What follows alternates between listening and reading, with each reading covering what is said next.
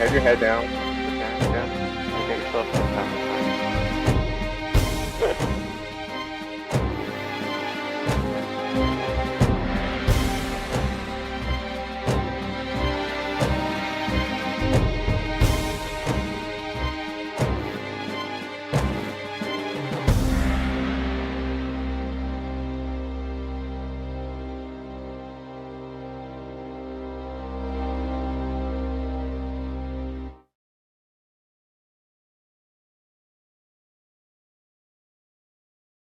Hey man, we made it home.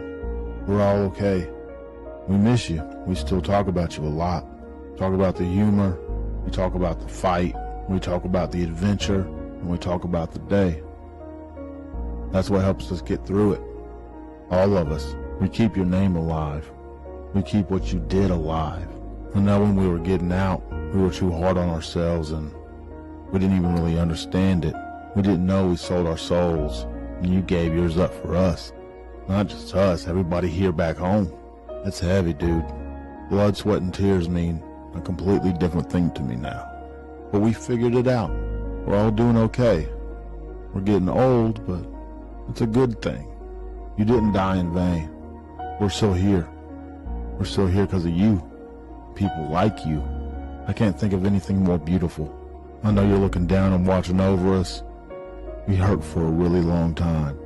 It still hurts, but we figured it out together. I found a group of brothers that our sole task is to help people like us, to deal with it. Thank you for staying with us. Thank you for watching over us. Thank you for staying on the mind. Dinner's ready. We got a plate set up for you. Come get some chow. We love you. And we won't forget.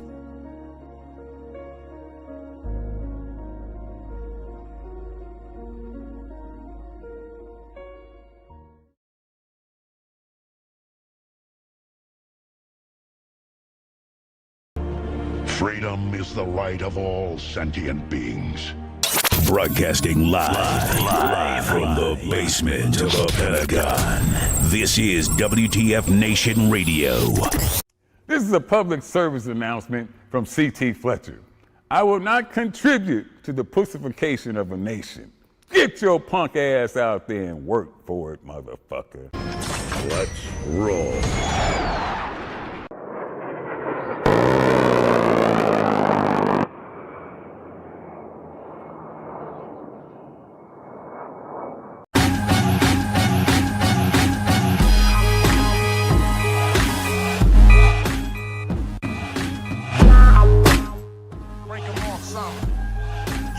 What's going on, guys?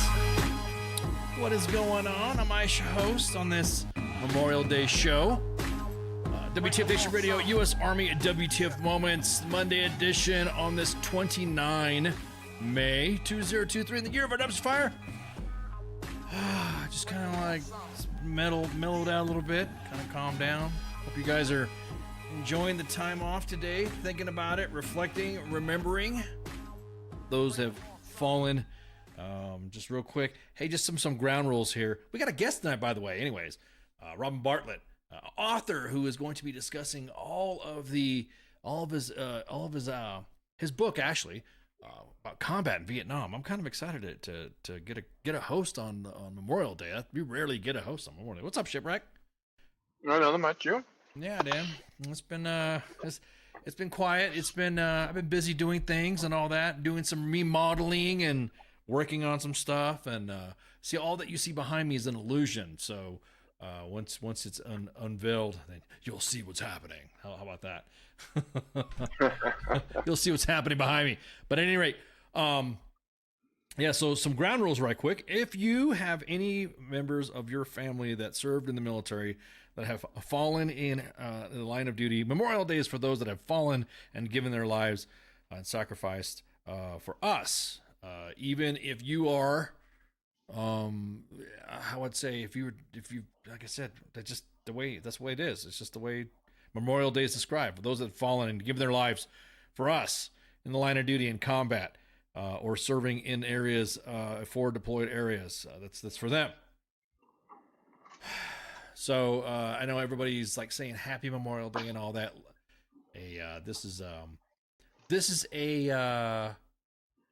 Memorial Day is not a happy Memorial Day. Does that make sense? I understand the meaning when someone says that. Happy Memorial Day. I understand their intent. I'm not going to go off on anybody and say, no, you better be doing that. But generally, Happy Veterans Day, or for those that are living that have served in the military. Then, of course, we have us that who are alive and who've served.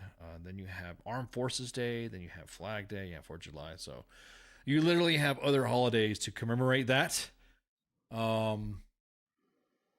But Memorial Day is something that you kind of take a pause, celebrate those that have given their lives, friends, family, relatives, individuals that you serve. I know I've served with some outstanding individuals that have lost their lives in combat, and it's just like they would want me to continue to keep on. You know what I mean?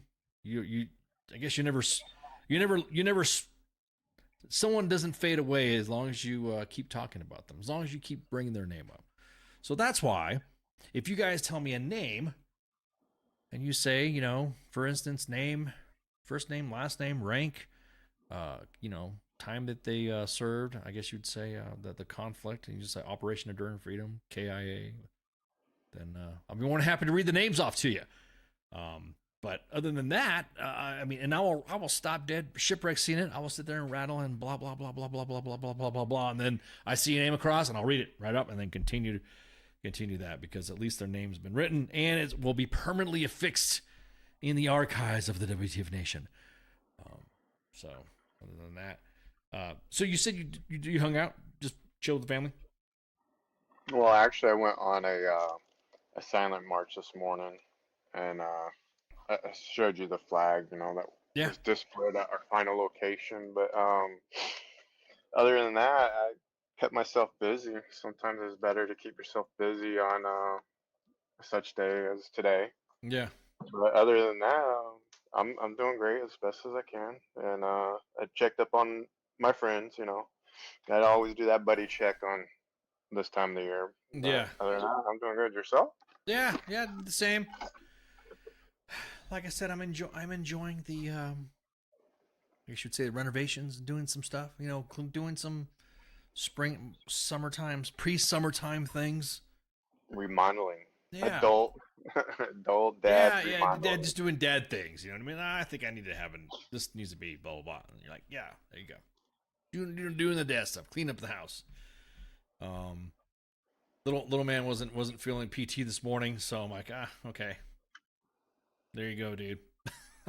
The little man said no to PT. Yeah, he did not. He's got a little growth spurt going, and man, he is like acting up. I mean, I wouldn't say acting up, but he's more how do I say this? He's more I don't know, he's acting like a freaking little teenager. He's acting like it's almost like the point where, hey, you want to go do something? Nah, now it's to the point to where, like, hey, we're gonna go do something, because that way he doesn't. He's like, well, he's getting that age for another growth spurt, so yeah. Yeah, exactly. So wait until they're 14, want to be 21. So he's acting. He's acting. No, he's acting like he's freaking. He's acting like he's fucking 21. He is acting like he's 21. He's not even 10 years old, and he's acting like he's in his freaking 20s. You know what I mean? He's already trying to. He cuts little sarcastic remarks, man. And sometimes there's some stingers, there's some burns, there's some good ones that he'll pop off, and I'm just like, man, dude, exactly that, Jackie. He's getting to that point. His attitude and everything, just like, hey, you want to get up and go do something? No. What do you mean? Don't you want to? Let's go for a run, man. Let's go. Nah. Nope. Exactly that, Heath, man. Them preteens, little, they're savages, man. They are savages. They're going to say what they feel unfiltered. It's almost like, damn, dude, you mean. So he's saying no to PT, right? And telling you no this, no that. It almost sounds like a private don't want to do PT in the morning.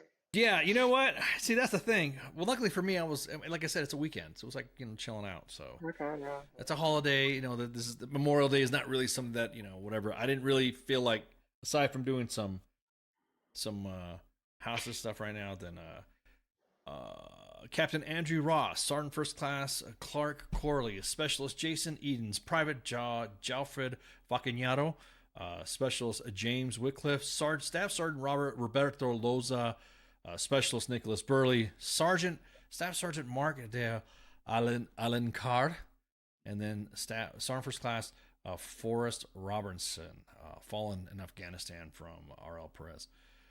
Yeah, exactly that, man. He's gonna have CQ, man. Exactly that cause. I'm kind of like, man, dude, where are you getting this lip from? Where's this lip? I mean, don't get me wrong. It's like when he wants to go do things, then he's all up in it. Hey, you want to go outside and do this? Oh yeah. You want to go and whatever. Where I live specifically, there's a flora and fauna and animals and wilderness that like to come around and he tried. I think what was it? Day before yesterday? Yeah, was it Friday or Saturday? Oh, it was Saturday. There were some deer that decided to walk around my AO, and he saw some deer, actually some does, and he decided to go chase after them, and they were like, what? So he was basically, I mean, he's trying to be like Dances with Deer or something like that, but it didn't work out. He just ran, and as soon as he started running up to them, they got up and bolted and all that.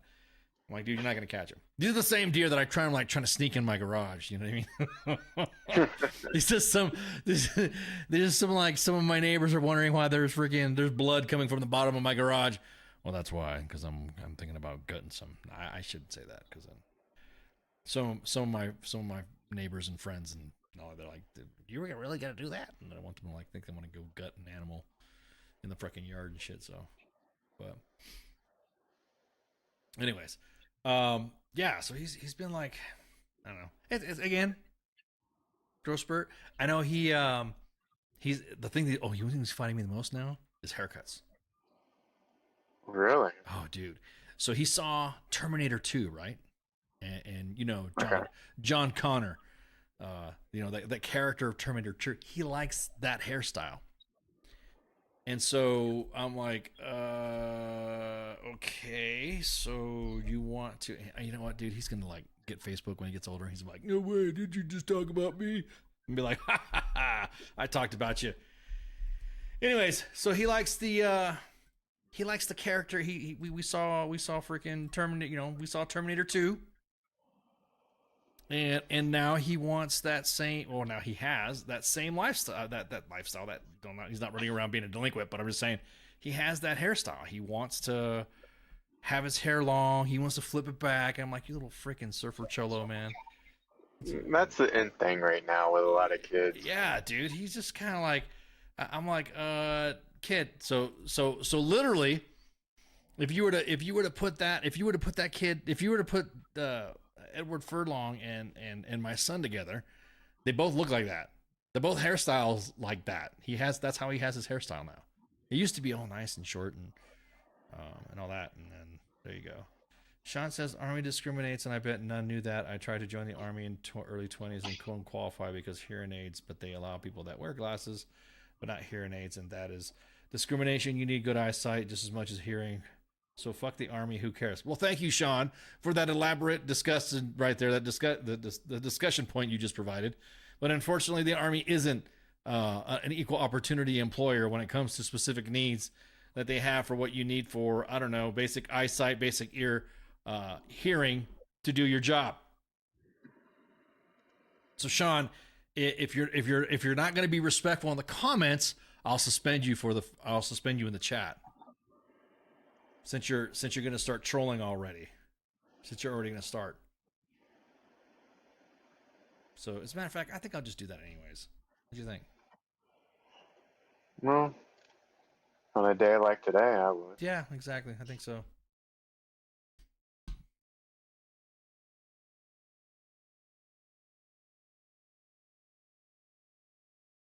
Hang on for a sec. Let me see. Yeah, please, who cares? Not today. Exactly that. All right, everyone's saying not today. Not today.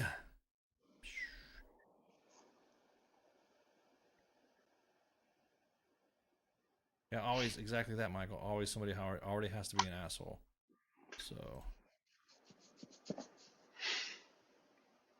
You want to hear a fun fact for today? Yeah, go for it, man. I'll go ahead and do that while I talk. Go ahead.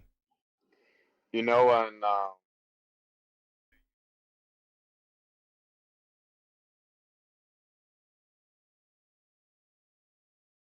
Say that again. Say that again now. You'll break up. so Memorial Day, right? Uh-huh. It used to be exactly May 30th.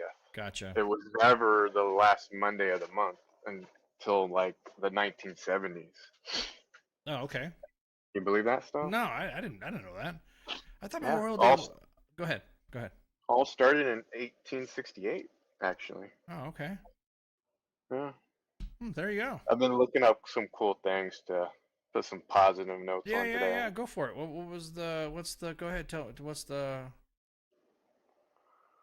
No, I just thought that was a cool, interesting fact, and doing some research, and never realized it was always May 30th until 1970, and Yeah. that's when it flipped.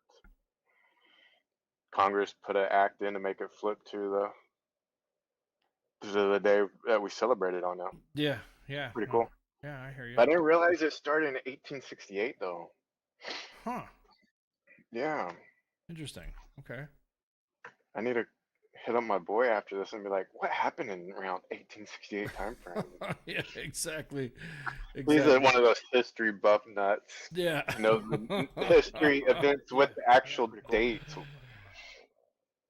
So hang on, let me see. I'm trying to look for some comments here to make sure that old crybaby man is not in here talking. Hey Tom killed Mayor Tom, how you doing, man? I'm glad we were able to help. As a matter of fact, if you wanted to come online and shoot the breeze with us, Mayor Tom, you can go ahead and give us a call at 415-889-8367 if you wanted to call and shoot the breeze and let me know what's going on, or let me know what the status of what happened, and then there you go. We can go by there, and I'll keep the line open for you if you want to call. So I appreciate you, Mary Kilgore.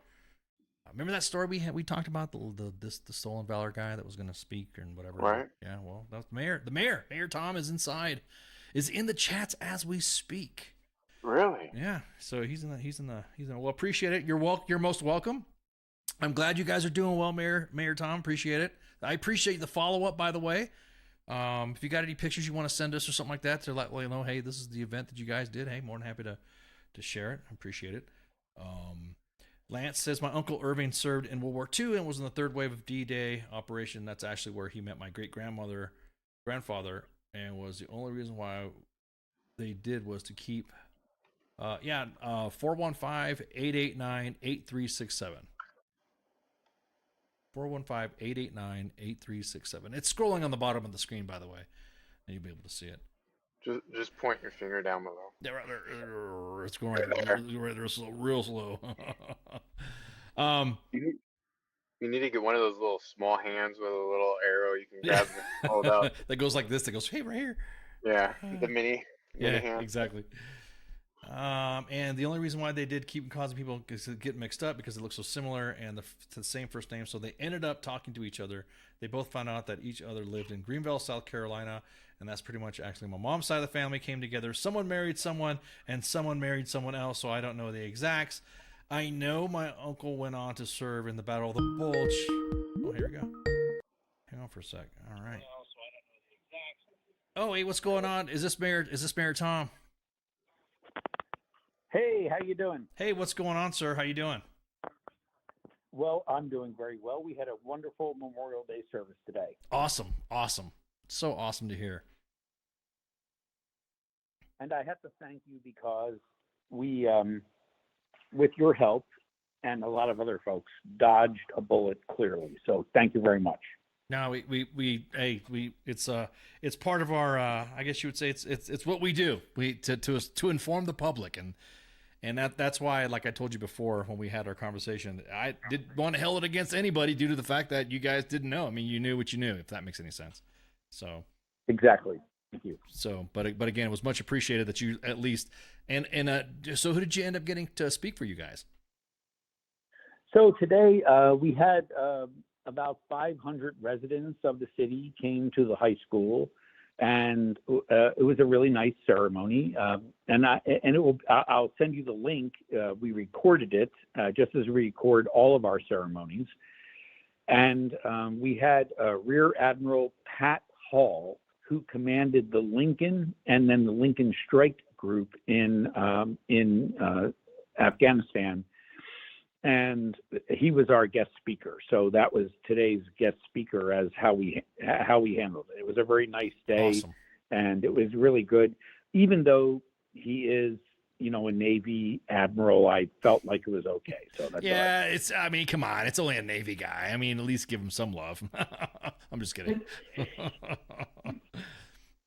So we had like I said, we had about 500 people at a ceremony. We and you'll see if you go to our site, it was all the same stuff. We welcomed everybody. We had a ceremony where we honored our Gold Star family. We had the Daughters of the American Revolution there. We had our city choir was there, and then it was really nice. We played echo taps at the end, and it was a beautiful ceremony to honor the fallen. That's awesome. That's good to hear, sir. That's really good to hear, Mr. Mayor. So I guess I guess when I swing by that way sometime this summer, I'm gonna have to swing by and we're gonna have to grab a beer or grab a cigar and a smoke or bourbon, whatever your whatever floats your boat. Well, I promise you, sir, that whatever you come by, you will have all of the mayor's hospitality, which is really generous. Don't worry about that. Okay, sir. All right. Well, thank you so much for providing an update. Well, thank you. And once again, thank you and to the entire community for helping us ferret out and avoid a disaster. And thank you for helping us do in a way where we could help someone who needed help without damaging reputation. So thank you. That's the biggest part of that. Yes, sir. That's the way to do it. That's how we do it. Okay. Well, God bless you all, and take care and enjoy your day. And thank you so much. And I hope you have a great day. Thank you so much. All right, Mayor. Thank you. Appreciate your call. Thank you so much. Take care. Yeah. Have a good one. Wow. That's what it's all about right there. That's appreciate the phone call. That was man, that hit me. That hit me right there. That's rarely do we get a phone call like that thanking us for that, but that's cool. That's awesome. And you'd best believe, hey man, Shipwreck, we need to swing by. And oh yeah. And check out the little town. So you're buying rounds this time? Well, I don't know. Did you just hear him? He just said we had the hospitality of the office. So I mean, I'm not gonna. Right. Yeah, I'm just gonna see. Almost a small little town out there. That's again. I appreciate. I mean, obviously that's not the reason why I want to go visit, but just to meet and greet the individuals that support the WTF Nation and obviously support veterans. So that's awesome. So. Which Mayor Tom didn't really say either. He's a veteran himself. He didn't really publish that, but he's a veteran himself. So that's kind of cool. We won't. I think he's an retired officer. Am I saying too much, Mayor Kilgore? I don't want to. But anyways, we do appreciate the phone call and appreciate the hospitality. So the discussion about the boy. Did he get all the stuff? That other guy? Yeah, the other guy's gone. Cool. He's blocked up. I just want to make sure the comments were being. If you guys see any comments from any other platform, let me know, and we'll be more than happy to block and whatever. Because I know for some reason everyone's getting this Memorial Day is getting really kind of wonky with the way people want to talk about stuff. So it's just kind of like, But what were we talking about? What was it? What were we talking about? When we were talking about your boy saying... Yeah, the boy. Yeah, the boy. He became the new man of the house and apparently put you in a different position here. Yeah, exactly. So let me talk to little John Connor here. So that look, the way that kid dresses and all that from Terminator 2, that's exactly how my son is acting, and it's hilarious because Baby Ice used to be just so cool. So he's such an adorable. Now he's becoming a little rebel. I think it's funny.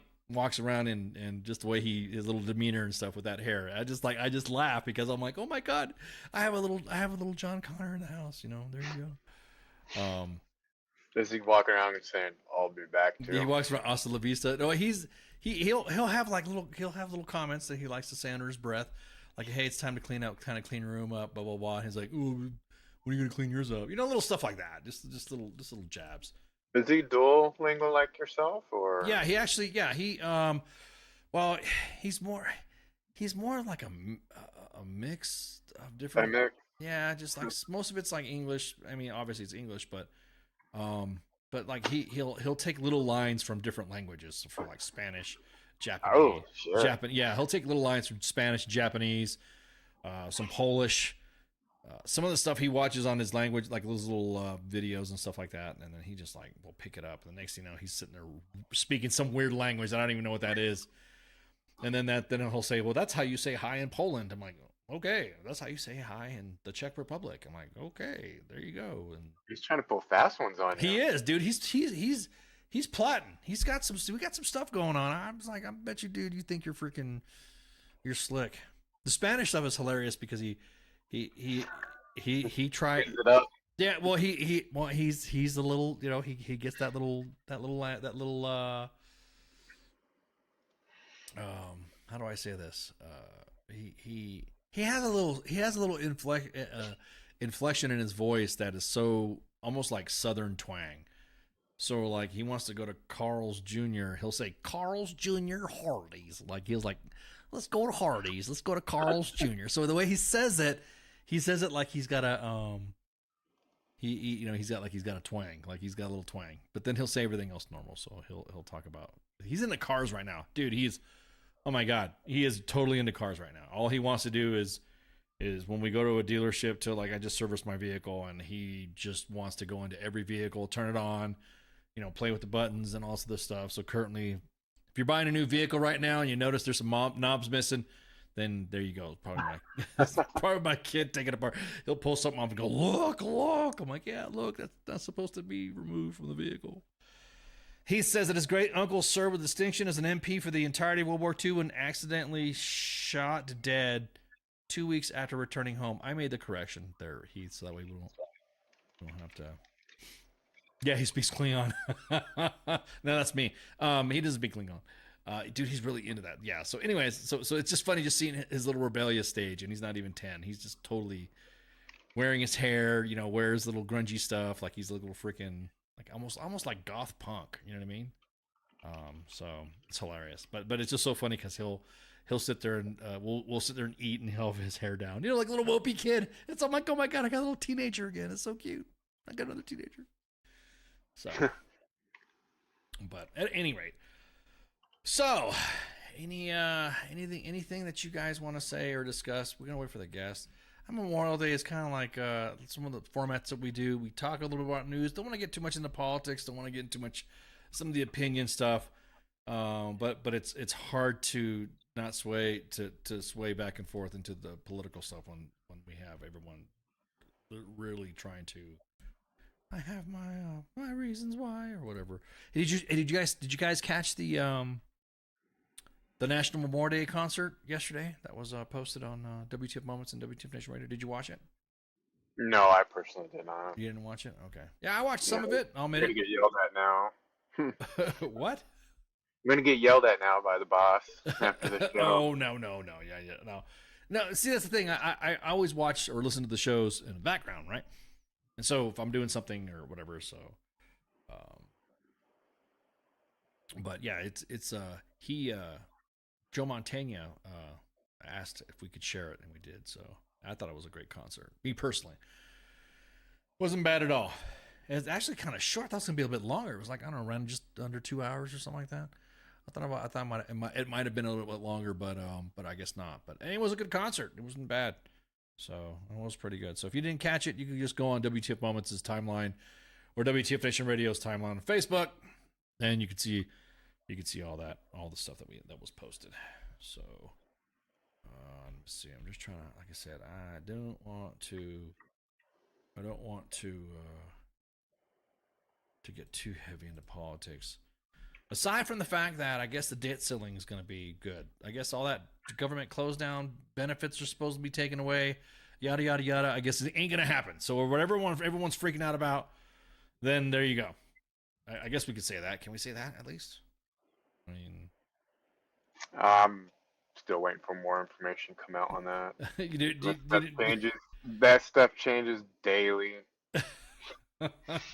I'm just saying, is specifically within our in our news cycle and all that. I'm just seeing all the. I'm just scrolling right now on social media and seeing where everybody else is talking about their stuff, and I'm just like, hey, post toast to your friends and yada yada yada. But there's some individuals that really, yeah, no college loan forgiveness. That's right.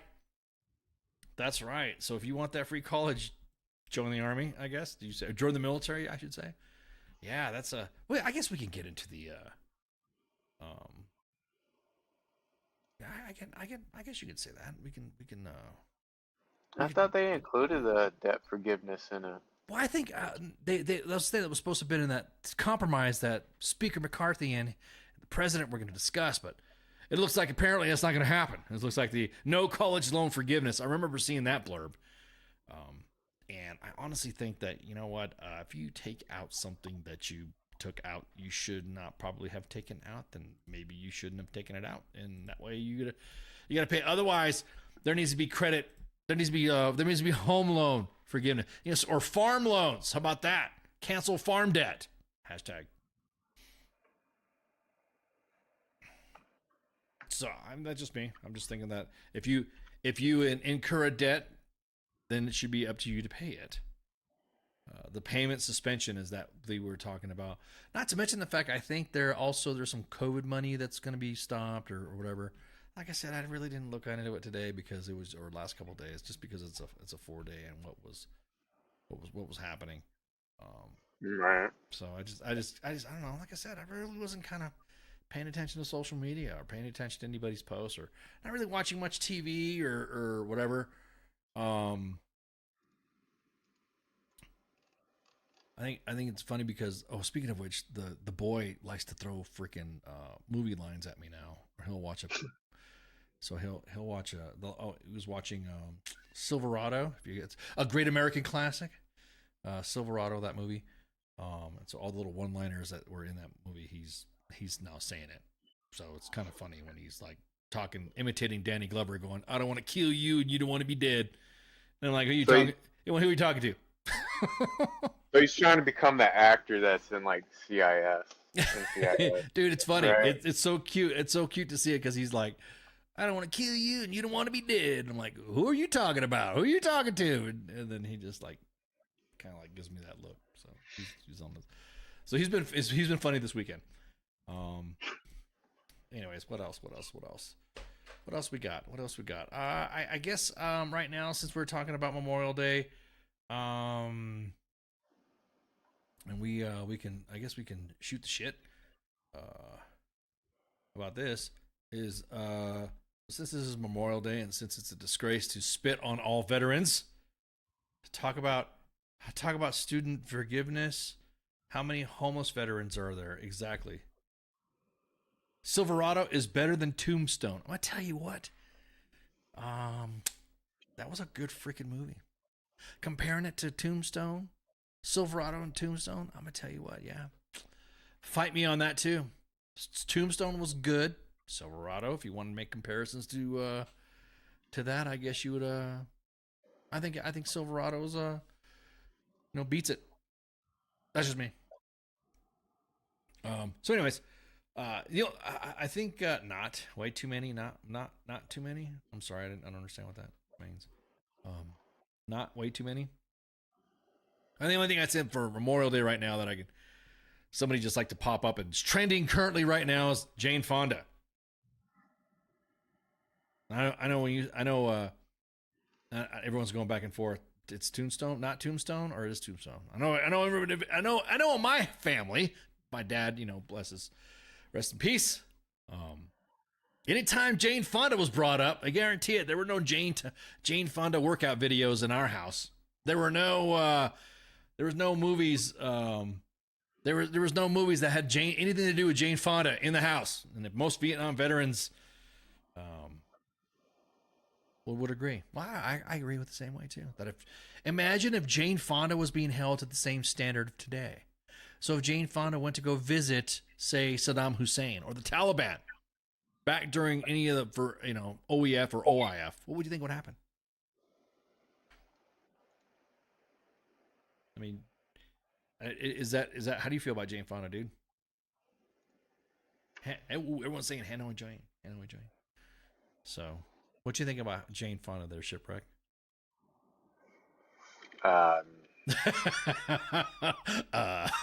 It's okay. You could never been fond of Jane. Exactly. Hanoi Jane. Exactly that.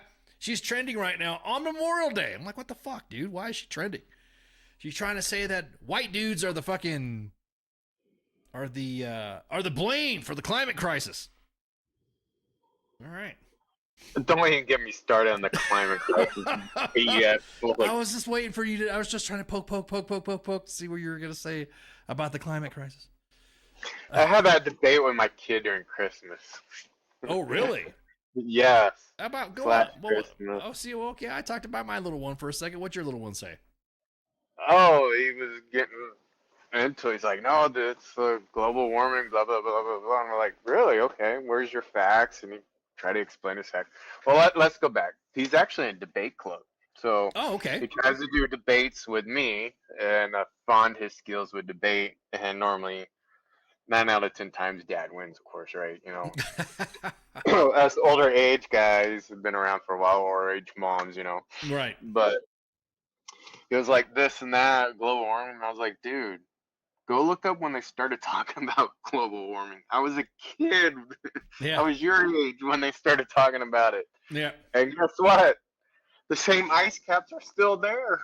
The same beach lines are still there. They said California and Florida would be covered with water by now because of global warming. So now, do you think? Now, here's the thing. That brings me a good point. Do you think when the pandemic happened and everybody got locked down, did you think that being able to see a mountain range that you've not seen in a long time, was that climate or was it pollution? That's the whole thing that I was always arguing with people who were talking about the climate stuff. They was always talking to me about how, like, for instance, when we were all locked down, and there were some places like, I don't know, somewhere in India or somewhere, some other country where their pollution was so bad, then freaking now you could see this. Now you could see the mountain range from where your city was at. Everything was not running. Everything's whatever. So do you think? I don't even think it was a climate thing. I think it was a pollution thing, but also it ceasing, like nobody moving around for a little bit and nobody hardly doing anything, and then all of a sudden gearing back up is what I think shocked the system. Does that make sense? Like it.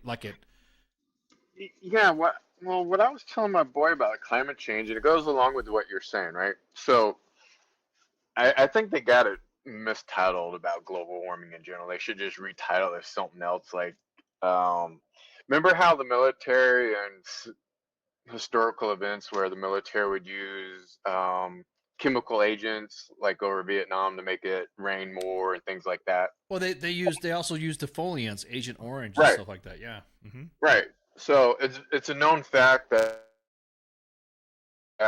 our government has tried to do stuff to alter weather conditions in small areas. Well, I think what we humans do on Earth do play effect on rain patterns and things like that, but I don't think it should be classified as global warming. It should be a different topic. Right.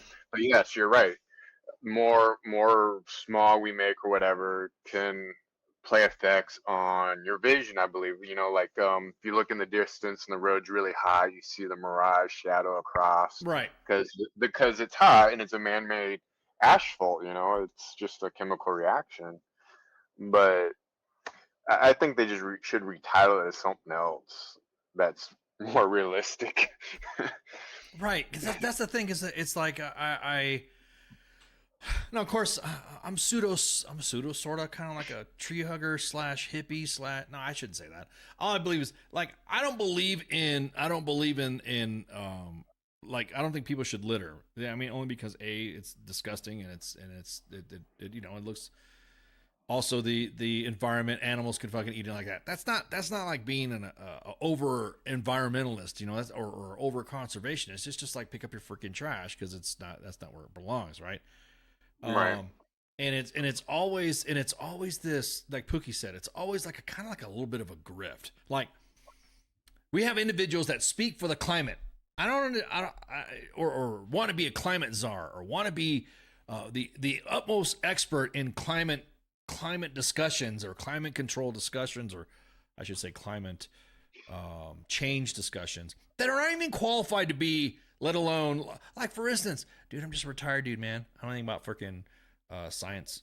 I mean, I know smart individuals that are like, I know scientists, man. I know freaking, you know, individuals that tell me, hey, look, this, and this, and they back up their stuff with their sources and all that.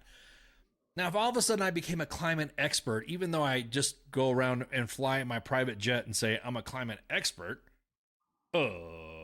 then okay, like what's his name? John Kerry, that guy, who's all of a sudden now become a climate expert, even though his creds, I'm like, dude, what did you do? Like if you, it's almost like the individuals that have been in the military for a long time, the ones that have been in government for a long time. Like what? Yeah, exactly that, Heath. How dare you? Greta Thunberg, exactly. Jailhouse lawyers. Yeah, it's almost like barracks lawyers and stuff like that. You know, that we get like the Joes or something like that. So I'm kind of like, you know, now, do I think that pollution obviously is an issue? Yes, definitely is an issue. Man-made pollution could be also, you know, have you seen like some of the streets of San Francisco, or seen some of the streets around Denver or Boulder, or you've seen Chicago, or you've seen Philadelphia? You've seen, you've seen some of these cities here that are like littered and everything, but yet people from those states are the ones that are preaching about climate control, or they're climate change. I keep saying climate control because I first world problems. I don't mind dealing in air conditioning. So, first world problems. I guess climate control. I don't know why I was doing that, but David said he's got a record level of snow this year. Some still melting, which is causing flooding in most northern states. That's right. Which is kind of funny is that that's something that I don't get either. How are we able to sustain some of these large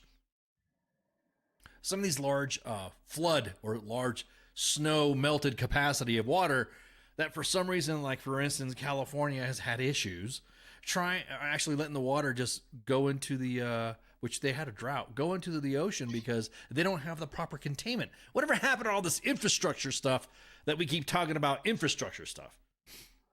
Pookie, what is NIMBYs? What's a NIMBY? Because I'm afraid the audience doesn't know what does that mean. What's a NIMBY? NIMBY are the worst of that climate shit.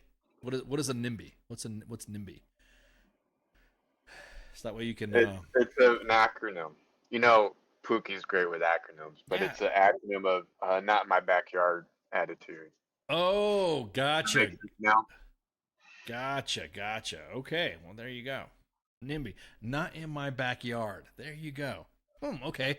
So NIMBYs are the ones that. You're talking about the ones that were in Martha's Vineyard that didn't like the fact that a bunch of illegal immigrants were up there and hanging out with them, where they had to call the National Guard. Bingo. What's his name? Those are NIMBYs. That's an example. Yep. I kind of think it's a grip too. I kind of think like, dude, weren't you just like earlier part of the government doing some government stuff, and all of a sudden you become the expert? It's like somebody who's constantly, it's like me watching everything Star Trek and Star Wars and now saying, because I've not gone to any school for it, that I am now the Star Wars / Star Trek expert, even though there's no qualifications for it, just because I read up a lot on it, or I'm a fan of the films, TV shows, and whatever items that they sell. So it's like when you say like, dude, John Kerry, weren't you like part of government? Like before that, aren't you married to Teresa Heinz, who's the heiress of the Heinz ketchup empire? Aren't you married to her? Why all of a sudden you became an expert while you fly around in a private jet? Like now all of a sudden oh damn, Pookie, you read my notes? Now all of a sudden gas stoves are bad. Now for the method of cooking for some individuals in impoverished areas in our own country are now all of a sudden bad. Even though electricity is way more expensive to include, they're talking about all this green energy bullshit. That's right. Well, they've been talking about gas stoves being bad for a while now. He said that he did stay in a Holiday Inn Express. There you go. Heath is an expert, by the way. So if you did stay in a Holiday Inn Express, I grant you automatic. Grant you the bona fides, the bona fides of your expertise to which you were blabbing about. So since Heath stayed at a Holiday Inn Express, he is now our weather expert.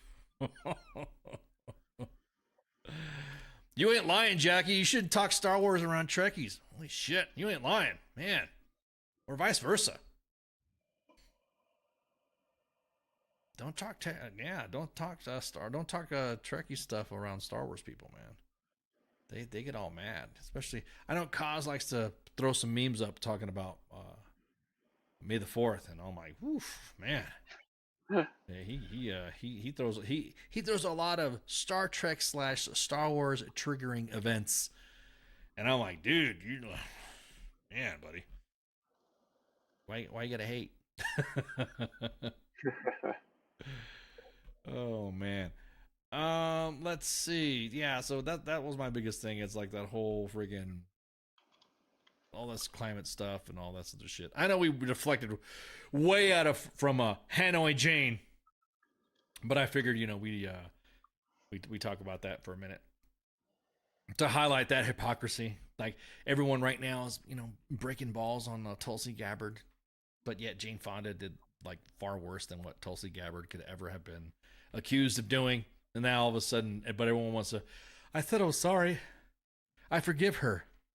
Wow. Okay. I didn't know you spoke for all the Vietnam veterans and individuals that were held captive there. The only Star Wars that matter are the first 3 originals. Man, you hear that? Yeah. All right. We're going to go ahead and take a break right quick, and we'll be right back while we get our guest set up. I can already see him moseying around in the green room. And so I muted his mic, but once we get on a break, me and him are going to start blabbing, and then we'll be able to shoot the breeze about some old school. We haven't had old school Vietnam discussions in a long time. I think the last one, I don't think we had one in a while since we had Dale Dye, retired, join us and shoot the breeze about Vietnam and his experience doing this stuff. Well, now we're going to talk to another veteran about his experiences and his book, Vietnam Combat, Robin Bartlett. So with that, we're going to take a break, and we'll be right back. So all you guys, smoke them if you got them. Take a break. Head on over to the smoke pit. Do what you got to do. Get another beer. But other than that, we'll be right back. Shots. What is this Facebook Live? I've never heard of this shit. WTF Nation Radio. WTF Nation Radio. Take it from me, Ice. You can't just float around space not caring about stuff forever. The voice of U.S. Army. WTF Moments. This is WTF Nation Radio. Shit in the bag, Pogue. If that's really a thing, and I get authorized to do it once, it's pretty much gonna be me sitting there talking shit, like, constantly.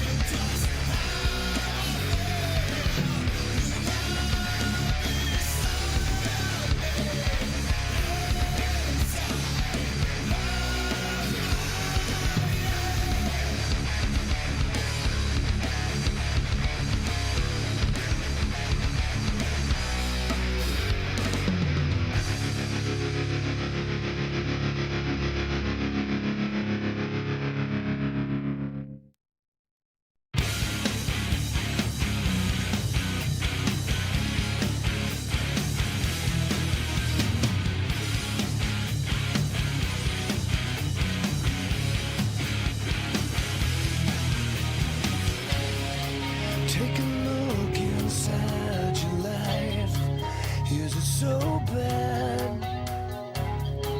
Is this where you draw the line? 'Cause it's so sad.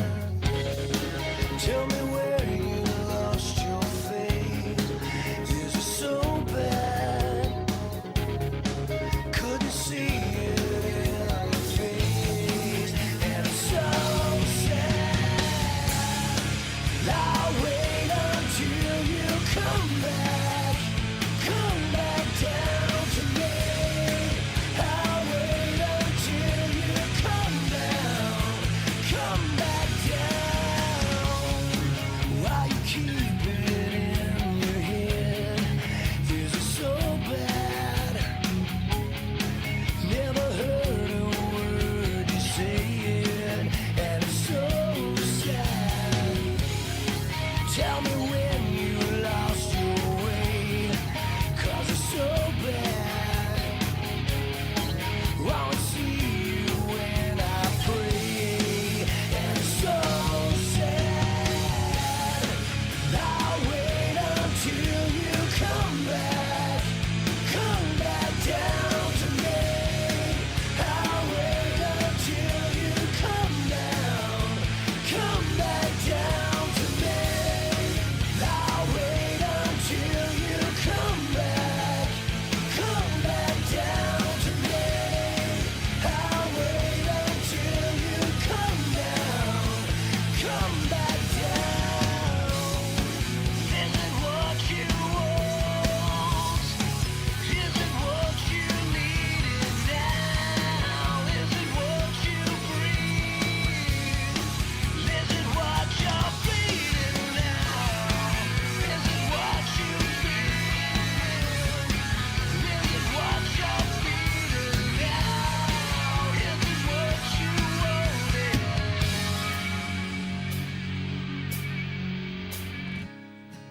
I'll wait until you come back down to me.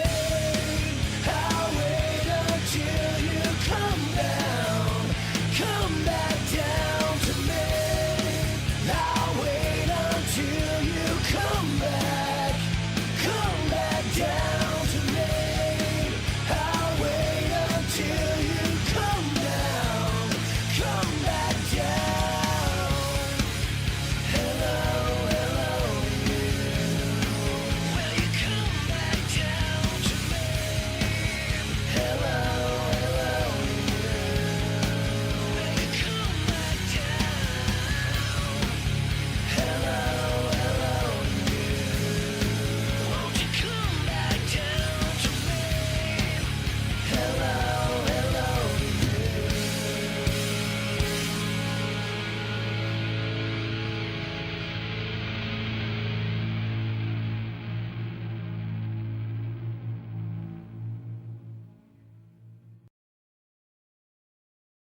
I am here determined to stop this future atrocity. This station is now the ultimate power in the universe.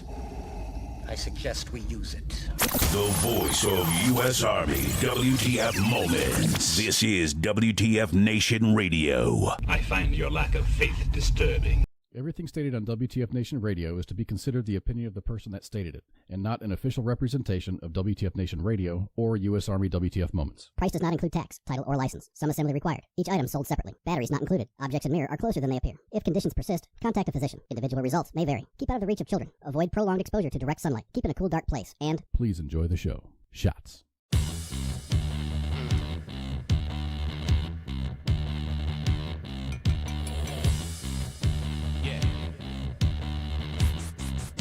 And we're back. Let me change my cameras up right quick to make sure we're all good to go and set up. I'm here right now with my guest, Robin Bartlett, who is the author of course, Vietnam Combat. Thank you, sir, very much. Oh, sorry.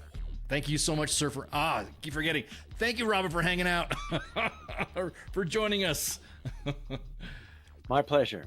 Oh man. So first off, I mean, you were talking.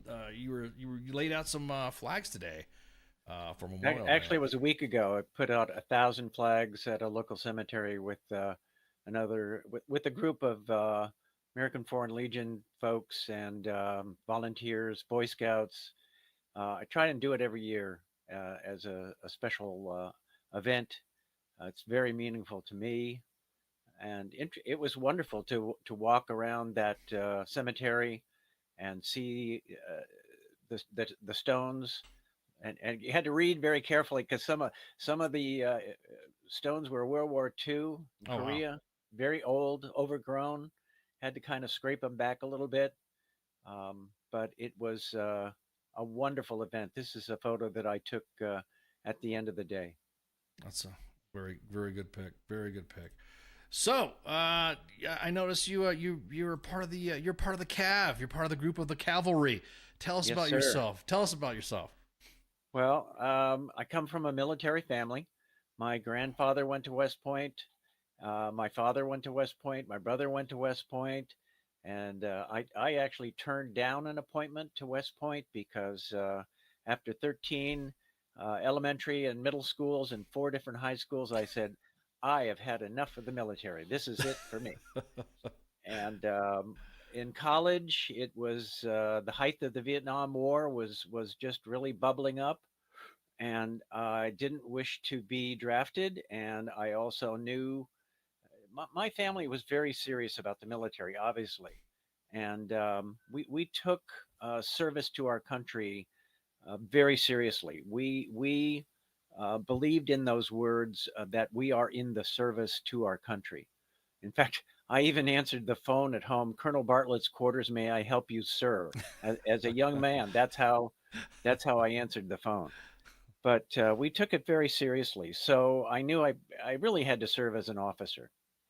And at the ripe age of 21, when I graduated from college, knowing everything that there was to know about the world, and having graduated with a 4-year BA degree, I did that I would challenge myself and choose the most arduous and difficult thing that I could think of, and that was to volunteer to go infantry, airborne, ranger school, and assignment to the 82nd Airborne Division. And I got everything I volunteered for and a whole lot more. Now that whole lot more, Sir Robin, how did you went Cav?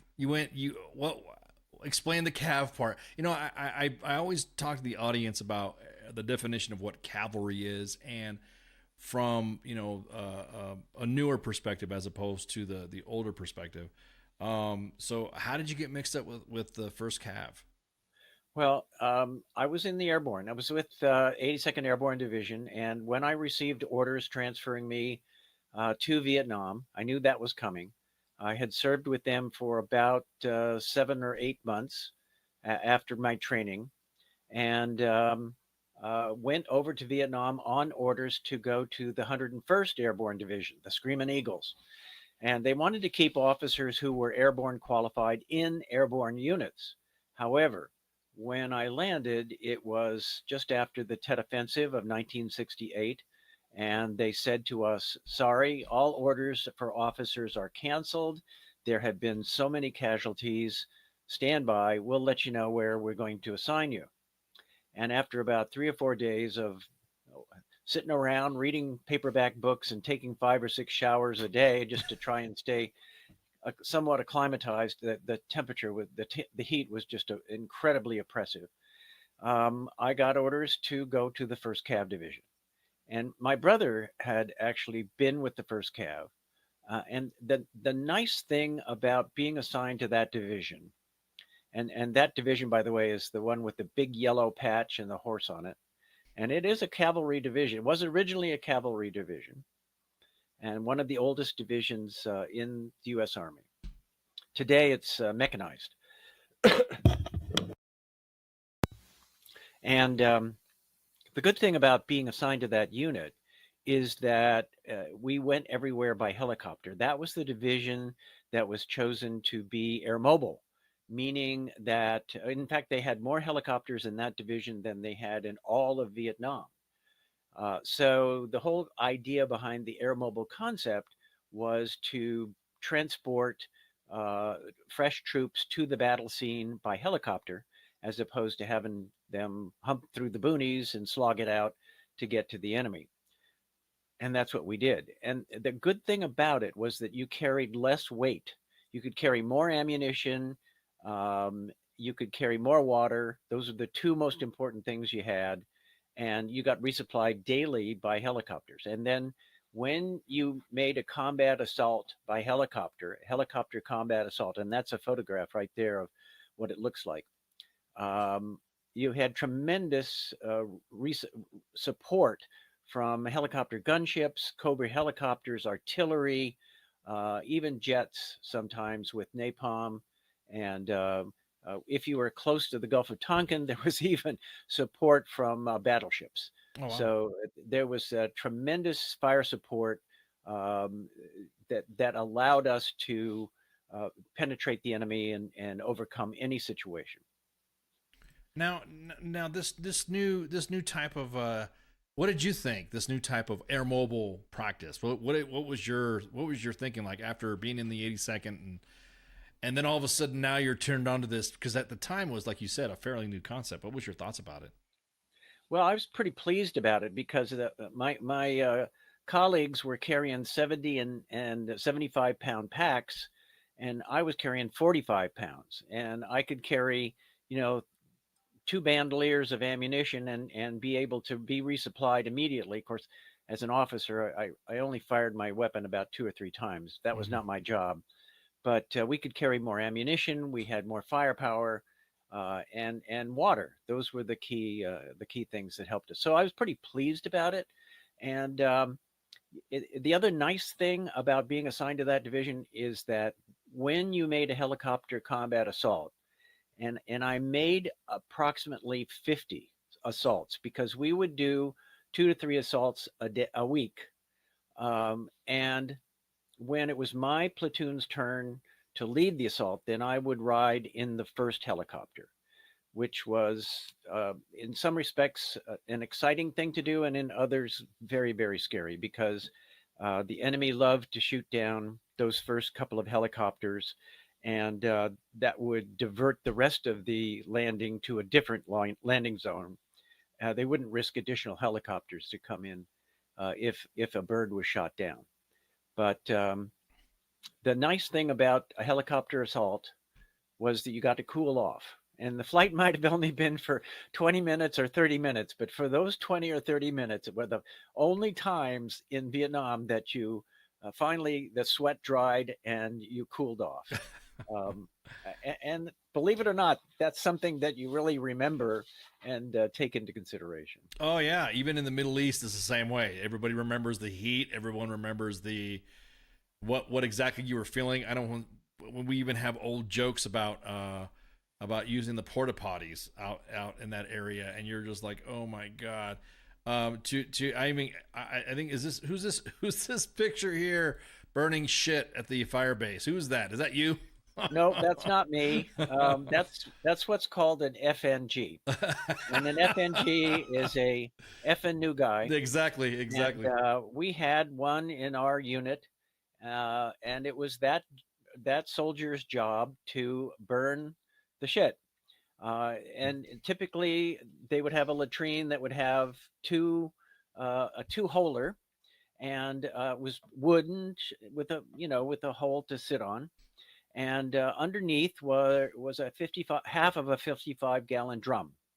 And so we explained to this FNG soldier what he was supposed to do.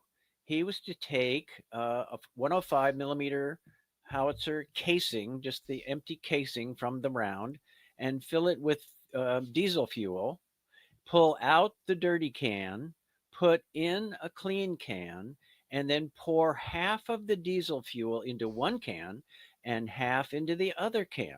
And we explained this to him very, very carefully. However, the bladder for the diesel fuel was right next to the bladder for the aviation gasoline, and they looked the same. And if you didn't read the sign, you filled the canister with aviation fuel. And he dutifully pulled out the dirty can and put in a clean can. He didn't pull the dirty can out very far. And then he poured half of the fuel into one can and half in the other. He stood back, lit a match, and tossed it in. And it blew up, absolutely blew up, with shit going all over the place. It set the latrine on fire, and it burned the latrine to the ground. So that poor soldier for the next week had that duty. And he also had to help the engineers rebuild it. Yeah, exactly. Rebuild the latrine. Exactly. I got some. There's a couple of pictures in here that I'm seeing in here. I guess it's a picture of the command group, and is that? Are you in that picture as well? I am in that picture. Can you tell which one is me? I think you're the one that's kneeling, that's sitting. Nope, no. That's my medic. Oh, that's your medic. Because I don't want to say. I call this my badass photograph. I don't want to say all you youngins look alike, but you kind of look. I don't know. I'd say you're either probably the guy on the far left too. Nope, I'm the guy on the far right. The far right. That was going to be my nice with guess. The sunglasses. Yeah, with the sunglasses and a smoke. Cigarette in my mouth. I was about to say, and a smoke. You look at you, rebel. Yep. Look at you. So my platoon sergeant is on the left, and interestingly, that platoon sergeant is supposed to be the most experienced man in the unit. But my platoon sergeant went through a course called Instant NCO School, also called Shake and Bake. Yep. And after 6 months, he had been promoted to platoon sergeant. But he had almost about the same level of experience as I did, less than 3 years of training. And he had his 19th birthday in Vietnam. Oh, wow. I was the second oldest man in my platoon at the ripe age of 22. We had one man who was 24. That was it. Wow. Most of my soldiers were draftees, 18 and 19. There were a few regular Army, but I would say 80%, 90% of them were draftees. This is one of your machine gunners that we have posted up on here. Can you tell us about him? He was a very, very strong individual. It takes a strong guy to carry that M60 machine gun, and he would have ammunition strapped around his neck, and then he would have an ammo bearer who would stay on his six on his backside, carrying 2 canisters of additional rounds for the machine gun. And he was a superstar. He really saved the day one time when we were crossing a stream bed, and his ammo bearer lost his M16 rifle in the Swift River. Oh, wow. And that was something you just never wanted to have happen. You never wanted to lose a rifle. And fortunately, we had a piece of rope that helped us out a great deal. He dove down in this swift stream repeatedly and came up with the ammunition first. And then finally, we were about ready to give up. He was able to put his hands around the strap of the M16 and bring it up. So he saved the day for us and saved me from having to report the loss of a weapon, which was something you never wanted to do. No, you actually can get in trouble for that. Yeah, you can. I have right now, and it's with the sound off too. Let's talk about your experience. What made you want to get a book together? What made you want to do it? Well, originally I had a couple of objectives. First of all, I had a number of conversations with other veterans.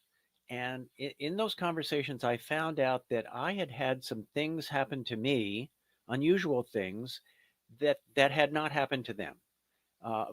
Events, stories, some were horrific and some were humorous.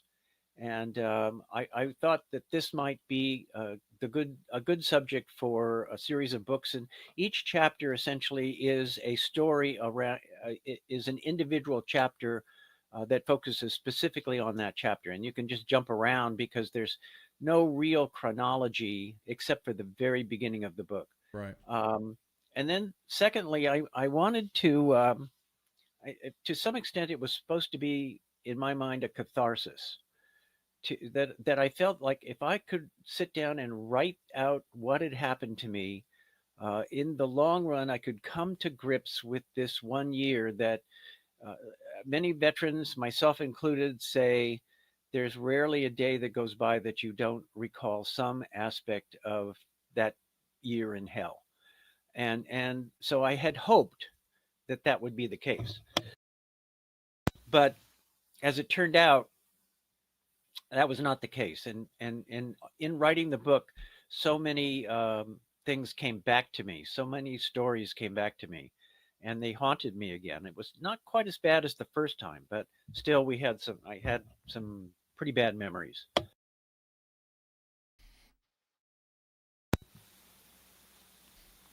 So the catharsis idea didn't work out too well. Yeah. So now I was about to say, did you have any help? Like, did you have any of your buddies? Did you reach out to some friends to help? I don't know, resource, I guess you'd say, to pull the information together. I was fortunate to still be in touch with a group. My call sign in Vietnam was Foggy Day 1-6, 1 being the first platoon leader, 6 being the leader. And Foggy Day was the call sign for A Company, 1st Battalion, 5th Cavalry. And a bunch of us who were members of that company at one time or another during Vietnam have a list that we communicate with one another and attend the annual first cab meeting together, or at least all who can attend come to it. And there are about 70 of us who are members of the Foggy Day group. And we communicate with one another. But in answer to your question, I pretty well buried the experiences that I had. I could not become friends with the men that I led. I had to give orders often that put them in harm's way. I tried very hard not to do that, but still it happened. And you could not allow friendships and close associations to get in the way of being the leader of the unit. When you were in a firefight and you were hugging the ground because the bullets were flying overhead, you could literally feel the eyes of all of your men on you saying, "Lieutenant, tell us what to do. Don't lie there on the ground praying. Tell us what to do. You're the leader. Make a decision, right or wrong. Tell us what to do." And so that was my role. That was my job as the platoon leader of that unit. And I tried very hard not to put them in harm's way. And often, I was not successful, and had to wrap men in their ponchos and send them home. Well, I mean, it's kind of inherent in the line of work that we do anyways, is that you're going to have to make a decision that the best of your ability and I was going to talk about you. I have a picture of you here, and this is the day of first KIA. My first worst day in Vietnam. Yeah. Do you want to talk about that a little bit? Yeah, that happened pretty much early on in the tour. I had a soldier who had gone through this instant NCO school, came out as a Sergeant E5, and was gung-ho. He wanted to get a medal. He wanted to get a kill. He wanted to be in front. He wanted to be squad leader. And we had a policy that you didn't take over a leadership position until you'd had about a month to 6 weeks in the field and had become acclimatized, and people got to know you a little bit and trust you. Same was true for me as their platoon leader. And this sergeant just would not quit. And the first thing he did when he came up to me is he saluted me. And I told him, "That's it. You never salute an officer." We had no insignia on our uniforms. The only way you could tell I was an officer was on my headband. The band that went around my camouflage head cover said LT Bartlett. That was it. Yeah. And I figured the if I got captured, they wouldn't be able to figure out the spelling. Mm-hmm. but he wanted to be the squad leader in the worst way. And we had a patrol go out, and he volunteered to go on the patrol. And I said, okay, you can go on the patrol with the understanding that you are not the leader. You are going to be just a rifleman. You will take orders from the squad leader. Yes, sir. And then he stopped saying, sir. Yes, I'll do that. No problem. And what happened is that they got into a firefight with a sniper. And this soldier stood up and with a hand grenade in hand and charged the enemy. And the sniper put a bullet right through his head. So my men carried him back, and my men did not wish to have anything to do with the preparation of the body to go back home. So that was always my job. That was always my responsibility. I don't know if it was superstition, whether they thought maybe it would be their turn next time. I don't know, but that was always my job. And my medic gave me a 3x5 card. We called it the death card. Yep. Putting the man's name and his ID number. Yep. And the coordinates. We tried to put the coordinates where that man had been killed, so that the Army could actually trace individual deaths locations, and go through the pockets, make sure there's nothing in the pockets. Put his personal effects together in a plastic bag that went home separately. And we didn't have body bags, so we wrapped them in ponchos. And you couldn't afford to have the ponchos flapping around when the helicopter came in. So I had some string, some twine, and I tied off around the waist and the foot. You took the death card and you attached it to the boot along with one dog tag, and then the other dog tag remained around his neck. And I tried to do that, as respectfully as I could. I tried to, but it was hard. It was very, very hard every time I had to do that. And this one was particularly hard because it was the first one. That's why I called it my first worst day in Vietnam. I had to do it several more times, but that was the first one. Well, I know a lot of us don't expect that routine, but like I said, it was a leader exemplifier that you had to, and you're right. I think my dad talked about that too when he was in Vietnam, when he talked about that only certain people, it would, like you said, I think it might have been a superstition thing or it might have been whatever, but the platoon leader would gather a detail and not too many people would volunteer for that. No, to me. And so he did bring that topic up at least. So yeah, that's very familiar. Now I know to go from that moment to the next, like, what was the how do I say this? What is the recovery? Like, what got you back in focus is I guess what I'm trying to ask. What was it that got you back in the game? I tried never to lose focus. I tried not to allow any emotion to impact me. And the way I thought about it or felt about it was that I have this titanium steel trunk in the back of my mind, and I would take those emotions and those situations and those events, and I just locked them away in that trunk and could not allow them to affect my emotions or affect my decisions. You just have to steel yourself, absolutely steel yourself against some of the horrific things that happened there, and enjoy the humor when it happens, right? But not allow the more horrific things to impact you. Well, I mean, of course. Fortunately, there were some funny things. Yeah, I was about to say you probably had some things that happened later on during the day or afterwards to kind of get your mind off of it too. Now, did you keep in contact with that soldier's family? Did you ever? Did not. No, did not. Did not. No. That anybody? You said you took some other casualties as well. How many casualties did you take altogether? I honestly didn't maintain count. Gotcha. Okay. I honestly don't know. Okay. It was more than 5 and less than 15, somewhere in there. Yeah, I understand. No, sir. I again, just only because, currently right now, what we have the understanding of how losses happen in today's in today's, I guess you would say variation of war as compared to the jungle environment. And I remember hearing stories from my father and other Vietnam veterans that it wasn't as open, it wasn't as well, I guess you would say wide than the jungle. The jungle was literally by feet that an engagement would happen.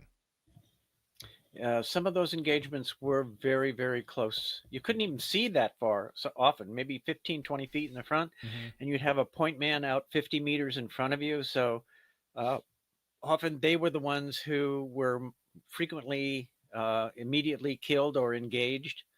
And then the rest of the unit had to move up to support them. You had a point man and a cover man. And then I typically would walk fourth and my radio operator behind me as fifth. And my life expectancy was 90 days. That's what we were told when we got there. As a second, in fact, I got promoted to first lieutenant. So I was a first lieutenant as a platoon leader. And one of the things I did, I think that I did two things that I think helped me survive my tour, although I was wounded. The first thing I did is try very, very hard not to be stupid and to avoid doing stupid stuff. Actually, the three things that I did, that was number one. Number two was I shot a lot of artillery. I was very good and I shot a lot of artillery. Whenever my point man came to me and said, sir, well, they didn't say sir, they say 1-6. That was how I was addressed. 1-6. I don't like what I'm seeing in front of me. I don't hear any monkeys. I don't hear any birds. The jungle is quiet. This gives me a bad feeling. And sometimes it was just intuition. But boy, you had to trust that point man. And I would shoot artillery in front of where we were going to walk. They called it reconnaissance by fire. Yep. And I shot so much artillery that they got to know my call sign very, very well. And they put a budget on me of 25 rounds. That's all I could shoot for reconnaissance by fire. But you know what? 25 rounds just added that nice comfort level.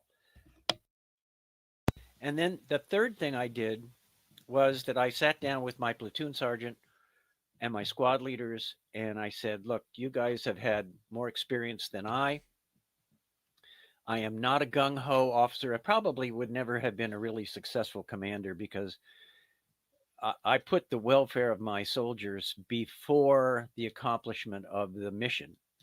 And the accomplishment of the mission was evaluated in body count. That was the metric by which leaders were evaluated. And I frankly just didn't care about body count. But I sat down with my squad leaders and my platoon sergeant, and I said, I want your advice. I won't always take it, but I want your advice, and I want you to tell me without reservation what you think should be done, and I'll listen to you. And I think that set a nice tone in my platoon with the leadership. How did you well, first off, where were you located specifically in your time there? I was in I Corps, parallel to the DMZ. Okay. And our area of operation was on the east, the Gulf of Tonkin, where the terrain was sandy soil and tumbleweed with no overhead cover. But most of the time we were close to the Laotian border, which was right by the Ho Chi Minh Trail. And that was a major entry route for the North Vietnamese Army and supply routes. That's how they came into the northern part of South Vietnam. So for the most part, we were in jungle, heavy 3-canopy jungle territory. And by 3 canopies, I'm talking about literally 3 layers of brush and trees and cover overhead. Made it extremely difficult to be found by helicopters, and secondly, to try to direct helicopters in support. It was almost impossible to get helicopter support unless you chopped down trees and opened a hole in the canopy. Did you guys use any daisy cutters to clear out any of the trees? Did you have, since you had a budget, did you have big bomb budget too, like that? Were you able to say, hey, send me a daisy cutter to clear this out?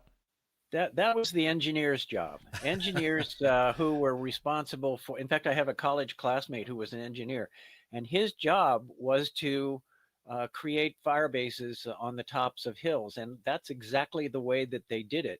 They didn't drop a bomb; they actually placed the bomb at the top of the hill and wired it with explosives, and then flew off and blew the thing up. Wow! And it would just blow the top of the mountain right off. And then they would be able to bring in bulldozers and backhoes and level that out and begin to build bunkers around the edges, clear the territory. Wow, that's crazy. I would never I mean, I couldn't even imagine us doing that now. Like we're gonna clear out.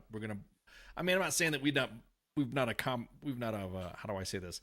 We've not occupied bombed out areas, but that just takes it to a whole new level. You're going to bomb out a whole forest and there's your base. Go ahead, sir. Well, I was going to say, I had one occasion where we're walking down the trail. And as I mentioned, my point man's out there about 50 meters in front of me. And he doubled back, came back to me and says, you've got to come up and take a look at this. And I said, well, what is it? He says, it's a bomb. And it was a 500-pound bomb. Wow. That had not exploded, and that either the Viet Cong or the North Vietnamese were attempting to haul it off somewhere, and it was sitting halfway up a hillside. Now, I don't know how it got there. It was one of our bombs, of course. And I radioed it in, and the next day they brought out some engineers with explosives and took a patrol back down to where the bomb was and loaded it up with explosives and blew it up. But it was a pretty exciting thing to happen. Right, I mean, that was one of those experiences. You're walking along and you run into a unexploded 500-pound bomb, and that's a big bomb. Let me tell you. Yep, it is. You were only, how old were you when you were in Vietnam? 22. 22. I had my 22nd birthday there. Wow. And did you you spent the whole time, your full year there? I did spend an entire year there. An officer typically spent between 6 months and 7 months in the field, and then transitioned to a staff job. Gotcha. But they left you in the bush. Well, I was in the bush for 7 months, and then I did transition to a staff job. I was supposed to become my secondary specialty was as the personnel officer of the battalion. That's the S1. Yep. And I came out of the field, and actually when I first came into the battalion, I met the S1, and he said, I told him that I had been an S1 at the 82nd Airborne Division. And he said, well, that's great. You'll be coming out of the field right about the same time as I'll be leaving. And if you survive, we'll make you the S1. If you survive. So, if you survive, that's right. Wow. Well, I was about to say, was the S1 during that time the same as how we like to make fun of our S1, losing paperwork, losing leave, not, missing track of who's where and what? Was it like that in Vietnam? What was it like being an S1? You had to have had like a different mentality. I know a lot of us coming back from an environment like that, and all of a sudden in country getting transferred into a job like that. Did you have any transition problems? Did you have any issues? Well, you'll recall that the title of my book is Vietnam Combat, Firefights, and Writing History. Yeah. So what happened was, after about 3 days of understudying the S1, I'm getting ready to take over his job. He came to me in the morning and he said, did you apply for a job at division headquarters? And I said, no. And he said, well, I've gotten orders here for you to go to division headquarters for an interview with the 14th MHD. And I said, what is the 14th MHD? I don't know anything about it. He said, I don't know what it is either. Get on a chopper and go for the interview. So I flew to division headquarters. and I started asking people where the 14th MHD was. I couldn't military helicopter something. And finally, one soldier said, "Well, I think it's down that road about a mile." Mm-hmm. So I walk down the road and I come to a tent with a sign out front that reads 14th Military History Detachment. Yep. The motto was, "You fight it, we write it." Nice. And I met with the captain who was in charge of the unit at the time. And he said that he had been through every officer's personnel file. He only found 3 that had either journalism or literature backgrounds. I had a comparative literature degree. And he had interviewed the first 2, and I was the third. The first 2 had turned the job down. And I looked around this tent, and they had 2 fans, a refrigerator, cots to sleep on, and a shower, and ice cold Coke and beer in the refrigerator. What? I got offered the job and I took it. I was about to say, yeah. After you saw that, so was it actually how do I say this? Was it a little bit healing for you though to be able to tell your story in that capacity there as well? Because not only were you part of the MHD, but you are now able to provide input. Was it releasing for you? No, not really. Our job was on a quarterly basis was to prepare a report, a lessons learned report, a quarterly operations report. Each of the battalions had to furnish a report, their activities, their combat, and any lessons learned. And then we would attend the division briefing every night. And if the operations officer, the G3, who was a full colonel, if the division had been in a major contact, like a 2 or 3 day battle, right, he would often send us out to the battle site after the fact to interview those who were still alive and to reconstruct the battle. Because often many of these battles happened at nighttime. That's when the enemy was most successful, is at night. They were wonderful night fighters. And our job was to try and interview the folks who were still there. Often we would even go to the battalion aid station if there were some people who were lightly wounded, and try to piece the battle back together again. We take pictures, draw maps, and write up the story. So you were dealing with that with the public affairs people then, right? Did you have any public affairs people assigned with you, or it was just a job not type really. thing? Really? No, had a combat artist and a photographer. But the primary responsibility was to draw maps and interview the individuals and try to reconstruct what had happened during a major engagement. And this would be something, where the division had been engaged for several days. How long did you? Not a skirmish. Right, gotcha. Okay, so it'd be like a major offensive or a campaign or a counterattack then, right? Correct. Gotcha. Now, were you able to kind of? Because I know there was a lot of spooky ops and MAC-V stuff happening around that area. Did you get to see any of that or get to read over some of those accounts as well? The only time I had contact with individuals who would not identify themselves, their units, or they had no insignia. They carried tiger fatigues and foreign weaponry. Yes. And when I asked them who they were with, they said another department of the United States. Yeah, they were CIA. Yeah, did you ever? Because I'm a retired PSYOP NCO, a PSYWAR guy. So I don't know. We're just curious if you had run into any PSYWAR guys or any PSYOP guys. I had one occasion when I was still in the field to escort a group of 2 or 3 Americans and several other ARVN type in tiger fatigues, escort them to the Laotian border, and then come back and pick them up 3 days later. They went out carrying very, very heavy packs with lots of TNT in them, and then they came back with very, very light packs and a couple of men short.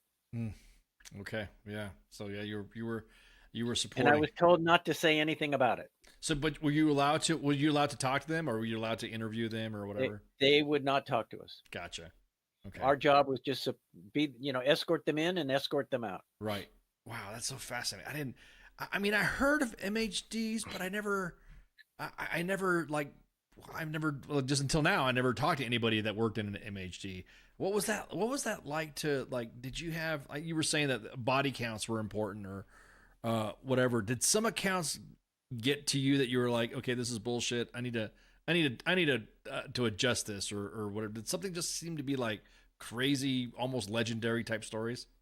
Well, we had I had one occasion where an American platoon had been literally decimated over a 2-day battle. And the Division G3 operations officer, a full colonel, sent us out to interview the battalion commander, the S3, and the company commander, and anybody else we could talk to. And the battalion commander and the S3 refused to talk to us. They said if the G3 operations officer wanted to talk to us, he can call us directly. Mm-hmm. So they wouldn't talk to us. But I talked to the company commander. He would talk to me. And I spent several hours with him. And he reviewed the entire battle with me. And his company of about 120 men was pretty well decimated. He had 80 men killed and wounded. And it literally, they had to bring the company back in and refit them and bring in, because it literally decimated that company. And I interviewed the company commander, and the sergeant that went with me interviewed several of the soldiers who were still in the battle. And we did our best to reconstruct what had happened. And it was a night firefight over 2 days. And so we wrote up the battle. We wrote up our results and delivered the report. And the Division G3 threw it back at us, and he said, "You know, this is ridiculous. You have a company commander that lost his entire company, and you don't have anything in here about body count." Well, what had happened? And of course, body count was the metric by which Americans were evaluated. American commanders were evaluated based upon body count. And what had happened was that they had been engaged by a North Vietnamese unit. And when the North Vietnamese unit retreated, when they finally got enough fire support in there to support that company, they took their dead and wounded with them. So there were blood trails, but there were no bodies. And well, the metric by which American commanders were evaluated was body count. Right. And so the Division G3 told me to include a body count of 450 NVA soldiers killed. And it was just a fabricated number. We lost 80 killed and wounded Americans, killed and wounded. I don't remember exactly what the split was, but it literally that company was no longer an effective fighting force and had to be completely new recruits brought into. All three platoon leaders had been killed or wounded, and the only officer who survived was the company commander. And he took the brunt. Unfortunately, he took the brunt of the whole episode. Well, you say the brunt, like he was like they held him responsible. His career was over. Really? Was over. Really? Oh, yeah, wow. Oh yeah. Oh yeah. Wow. He was relieved. Wow, I don't think I've ever heard anybody in history in the time of the global war on terrorism to have heard anybody who's been relieved. I don't know. Maybe I didn't see it, or maybe I didn't read about it. But I wow, that's incredible. Did it kind of like? I mean, of course, we're here to talk about your book and stuff, but did it give you like in your mind, like, what the hell's going on? Why are you guys being like this? What was did somebody say, okay, whatever, Robin, be quiet, whatever, just shut up and write this up? Well, basically, the Division G3, who was a full colonel, threw the report back at us and said, rewrite this. I don't like the title of the battle. We got to name our battles, and it put in a body count of 450 NVA killed. And I went, where did that number come from? I knew how many Americans had been killed and wounded. Right. And he just, had a like a 10-to-1 ratio, wanted to secure his Fanny from, and the battalion commander, as well as the company commander, not the company commander, but the battalion commander. And it was a night firefight, just the most difficult type of fighting that there was. So, here I was, a first lieutenant at the time. I couldn't object to it. I just went ahead and changed the numbers and submitted the report. Whatever happened to that boss that you had? We had a distribution list. We would write up the report, and once it had been approved, it would go to about 15 to 20 different places throughout the United States. I don't know. Right. I don't know what happened to him. And that was the same for our quarterly operations reports that we did, that I mentioned earlier. We had to do this quarterly operations report that each battalion would submit information to us. What kind of information? Because that almost sounds like the slideshows that we had to provide now. Well, it would be a summary of the engagements that each battalion had been involved in. And if it was one of the support battalions, similarly, they would include their operational activities on a day-to-day basis, to include killed, wounded, and mistakes, soldiers who had killed or were wounded from various different non-combatal situations. So that was part of the report. And the other part of the report were lessons learned. And we always encourage them to write down, to give us information about field expediencies and lessons learned, and good things that they might have done. Like, for example, the medical group would go out and conduct assistance to local communities, and take doctors along to look at to give shots and help with disease or whatever the problems might have been. So there was a positive aspect to these reports as well. Gotcha. Yeah, we call them med caps and vet caps now, where the medical people go out and check teeth, make sure the kids are getting inoculated, and then make sure that the water buffalo or whatever livestock they have are healthy. And so let's talk about the book. Let's get in the weeds of the book. I mean, we've been just kind of like just shooting the breeze. Vietnam combat firefights and writing history. What can we get from the book? Well, one of the nice things I love about this cover is that is the platoon leader's view of a helicopter combat assault. It is the view that I had probably 50 times during my tour in Vietnam, except that when it was my platoon's turn to lead the assault, and then I would be in the first helicopter. Right. That's a very interesting experience to be in that lead helicopter, because it commences with an artillery preparation, and usually about 3 to 5 minutes, they're firing 25 to 50 rounds of 105 howitzers. And then once that is complete, the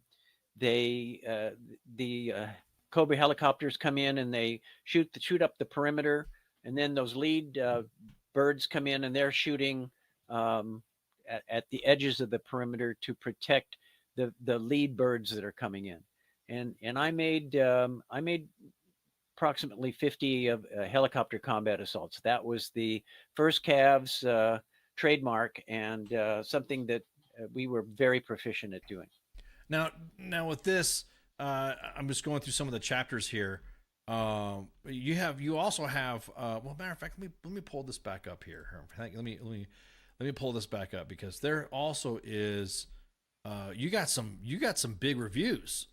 I did. Barry McCaffrey, who was also a commander of the 24th Mech during Desert Storm, but it was also 4 combat tours and 3 Purple Hearts there. Yep. He also was commenting with Jan Scruggs. Jan Scruggs. Now, I remember watching a movie with Eric Roberts portraying Jan Scruggs. And for the audience, Jan Scruggs is the individual that founded and provided the design for the wall for the Vietnam Memorial. He was and I think it was a teenage Vietnamese girl that provided the concept for the art. I'm trying to remember. Her last name is Lynn. Yes, and she was the one that designed that thing. So to get something from Jan Scruggs, that right there is, and Barry McCaffrey as well.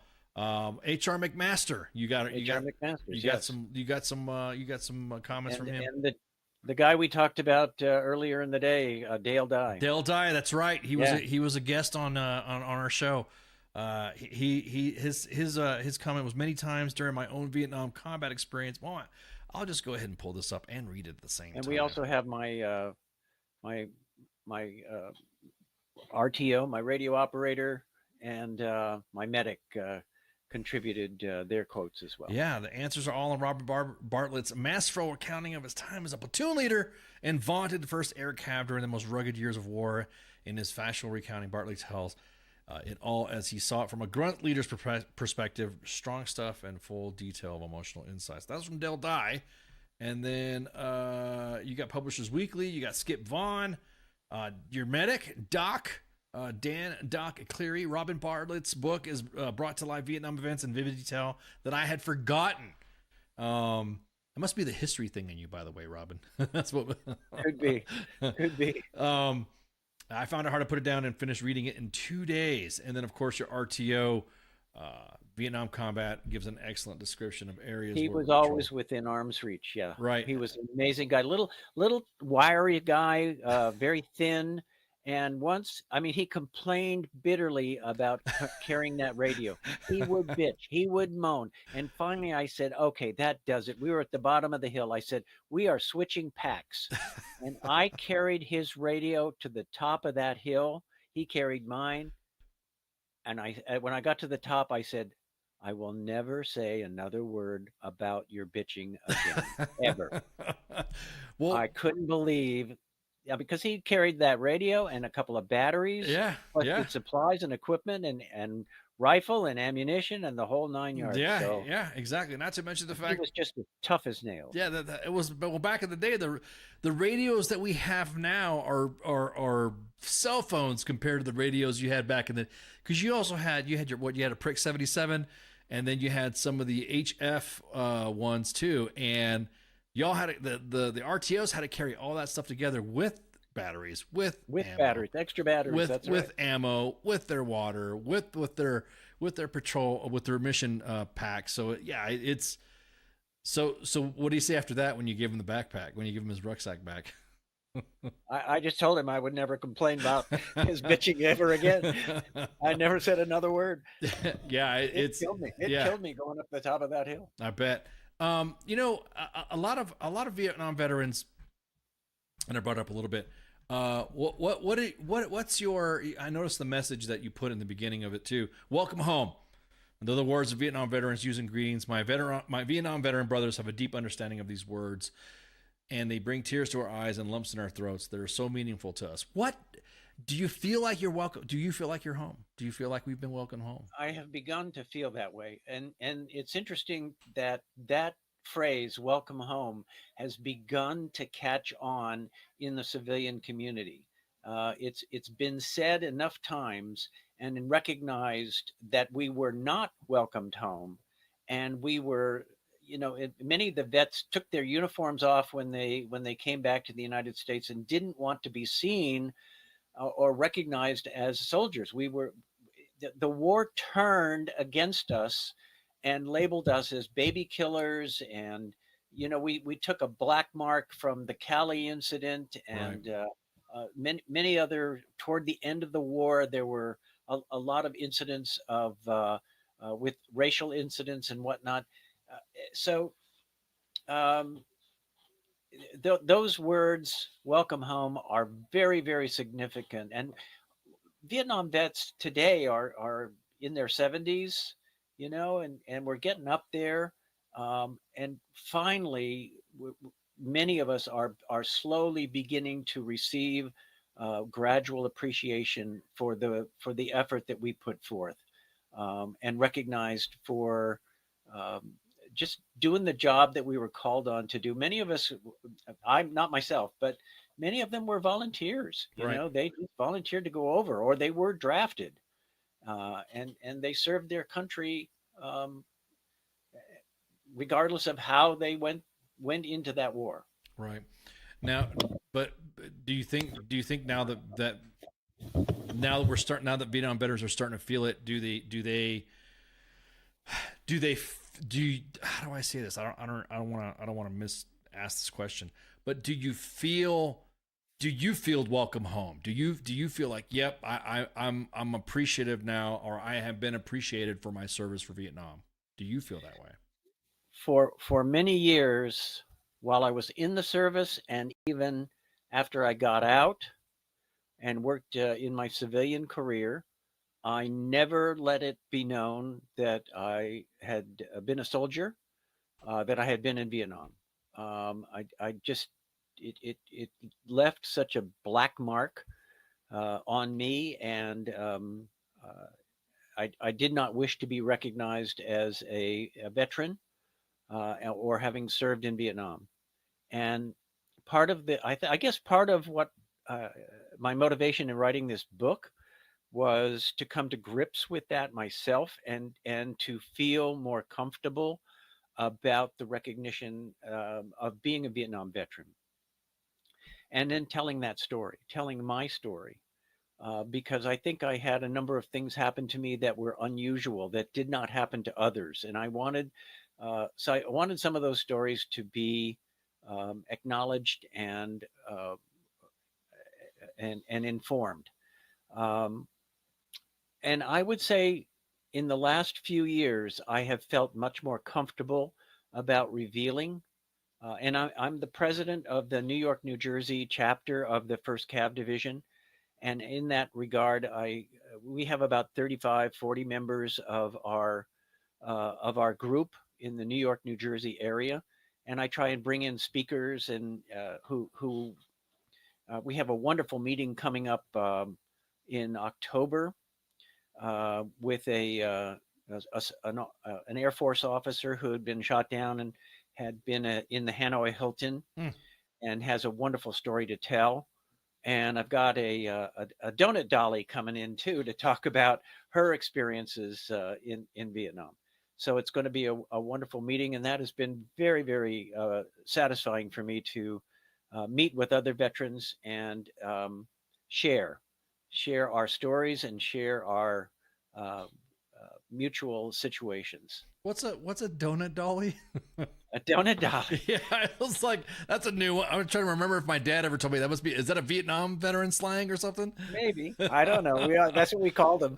They would serve us donuts and coffee if you were in the right place. I never came in contact with any of them, because I never was in an area where they would come out, but they would go to large base camps and meet the troops, talk with the troops, and it was nice to see what we called a round eye. Right.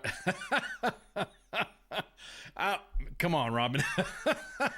My dad said the same thing. It's like my dad had to get used to seeing Americans again when he was that, because he said the only Americans that he would see that are not of Asian descent were his teammates, his platoon squad, and his platoon. And then after that, then he'd be out doing. He's like, and then after that, everything was Asian. He's nothing against them. It was just different to come back to the States, to, like you said, to see round eyes again, to see a non-Asian, because he, like you, he was in the bush as well, and he was with. Well, I was in the bush on the average of between 4 and 6 weeks at a time, and then they would rotate us in to base camp security for a week. So it would be 4 to 6 weeks in the field and 1 week in base camp. And during that 4 to 6 weeks, you wore the same clothing pretty much the whole time. It got pretty ripe. There was enough water for you to drink, and I brushed my teeth, and that was pretty much it. You had enough water to do that. So after about the 3rd or 4th day, you got used to the smell. And the longest I ever went was, in fact, 6 weeks. And finally, after about 4 weeks, they brought out clean clothing to us. And I think they probably just threw away the old clothing. It was so bad. Right. And I was late getting to the clean clothes pile. Mm-hmm. And the only pair of pants that was left was small, and I wore a medium. And so on about the third day, when I stepped over a log, I ripped out the crotch on my pants. And you didn't wear underwear in I was Vietnam. about It to was say just too hot. Yeah, Way I was too hot. about to say. So it was basically a situation that my medic gave me a couple of safety pins, but that didn't work very well either. And I after 6 weeks, my platoon was called in to pull base camp security at a forward operations base surrounding an artillery unit, and that's where our battalion commander was located. And we flew in on helicopters. I situated my men, and then I went in to report to the battalion commander, kind of holding my legs together because the whole crotch was just ripped out. And he looked at me and said, "Son, you look like could use a new pair of pants." Yeah. And he went to his own supply and gave me a new pair of pants and a new shirt. And I just took the old ones off and threw them away and put on the new pants. And so that's my story of letting it all hang out. Well, sometimes shit happens where it hangs out and it hangs out. You can't control sometimes. That's right. You can't Nothing control. I can do about it. Yeah, that you could do about it. So, do you have any book signing tours? Is this going to be commissioned into a film? Someone just asked if this is going to be a film. Is this going to be commissioned into a film? I would love for it to be. I've it's a struggle. My publisher is a very good publisher, but they're based in the UK, and they have a small group here in the US. So I'm really forced to do a lot of my own promotion. Okay. And I am selling the book myself at a substantial discount, and you'll get my autograph and free shipping. Oh, and awesome. if you come to my website, you can get the book at a substantial discount off what you could get it for in the stores. Well, we posted your site link, and we posted your sale link too as well. Oh, that's great. So that way the audience has it now. So you have 2 Facebook pages, you have a YouTube, and you have Twitch, the platform where the video game kids like to play. Now they're watching this too. So, and I've got some wonderful things on that website. I've really got a nice selection of photographs, many of which you have just shown on this show, and I've done a couple of videos that I think are instrumental and informative, that give a good, as best as I could recollect, give a good perception of what it was like as a platoon leader, leading a combat assault, and being on a helicopter combat assault, as well as some more creative things that I was able to work with some colleagues of mine to produce. There's a lot of information there. Did you get to meet General? Well, at the time he would have been a colonel, Lieutenant Colonel Howmore. Did you get to meet him, or did you get to? No, but I did meet. I was supposed to meet General Westmoreland, but at the last minute, his number 2 came out. Gotcha. And we had discovered an enemy base camp. We had just literally walked into it. Oh, wow. And by mistake, so to speak. And my point man discovered it by stepping into the latrine, which was always a good sign that something was going on there. Yeah. And they had, what made this base camp unusual is it had cut timbers. Which was very unusual. It was a lot of bunkers, extremely well camouflaged. And General Abrams was the general who came out and visited us. He succeeded General Westmoreland in Vietnam. And I escorted him into around the bunker complex and showed him the area and informed him of the situation. And he asked me how it was that I discovered it. And I said, we smelled the shit. We knew that something was going on because we smelled the latrine, and my point man literally stepped into the latrine, and that's how we encountered it.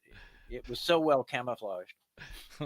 Awesome, Robin. We could go on all night, but thank you so much for hanging out with us. This is a good.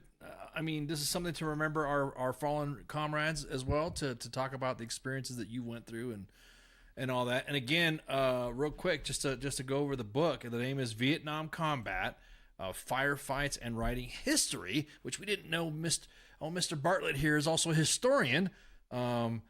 Which is, I think it's fascinating. I think scribes are important in an organization anyway. So, it's been a pleasure, and what I've tried very, very hard to do, and is just to communicate those important words of welcome home. There's nothing that could be said to a Vietnam veteran that's more meaningful, more impactful. And if you want to bring tears to our eyes and lumps to our throats, you say, welcome home, not thank you for your service. And there's nothing wrong with saying thank you for your service. That's a fine greeting. But if you want to see some impact on a Vietnam veteran, you say welcome home and then watch the result. Well, Robin, welcome home. Thank you so much for your service anyways. I'm going to say it as it is. But thank you so much for hanging out with us. We're going to go ahead and take a break. Me and Rob are going to shoot the breeze for a little bit before we take off for the weekend. So with that, everyone hang out. Everyone's in the comments already starting to comment there. Robin, I appreciate sharing your story of Vietnam, sir. Welcome home. So again, this is this is awesome. Thank you so much. And I actually appreciate you coming on during this day too, because not too many guests come on during Memorial Day. So I really appreciate you coming on. It's a special day. It is. All right, we'll be right back. Me and Rob are going to shoot the breeze. So everyone relax. Go, smoke them if you got them. Hit the latrine if you got 2 shots. We'll be right back.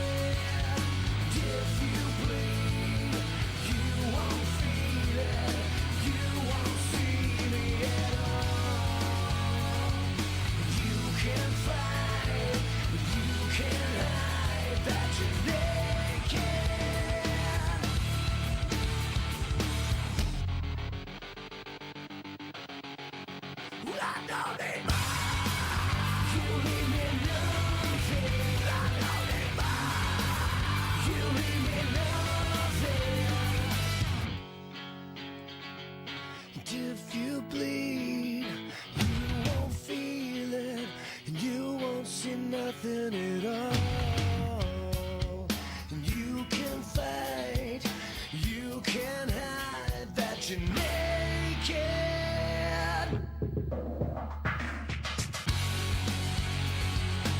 If you bleed, you won't feel it. You won't see me at all. You can fight, you can hide that you're naked. If you bleed, you won't feel it. You won't see me at all. You can fight, you can hide that you're naked.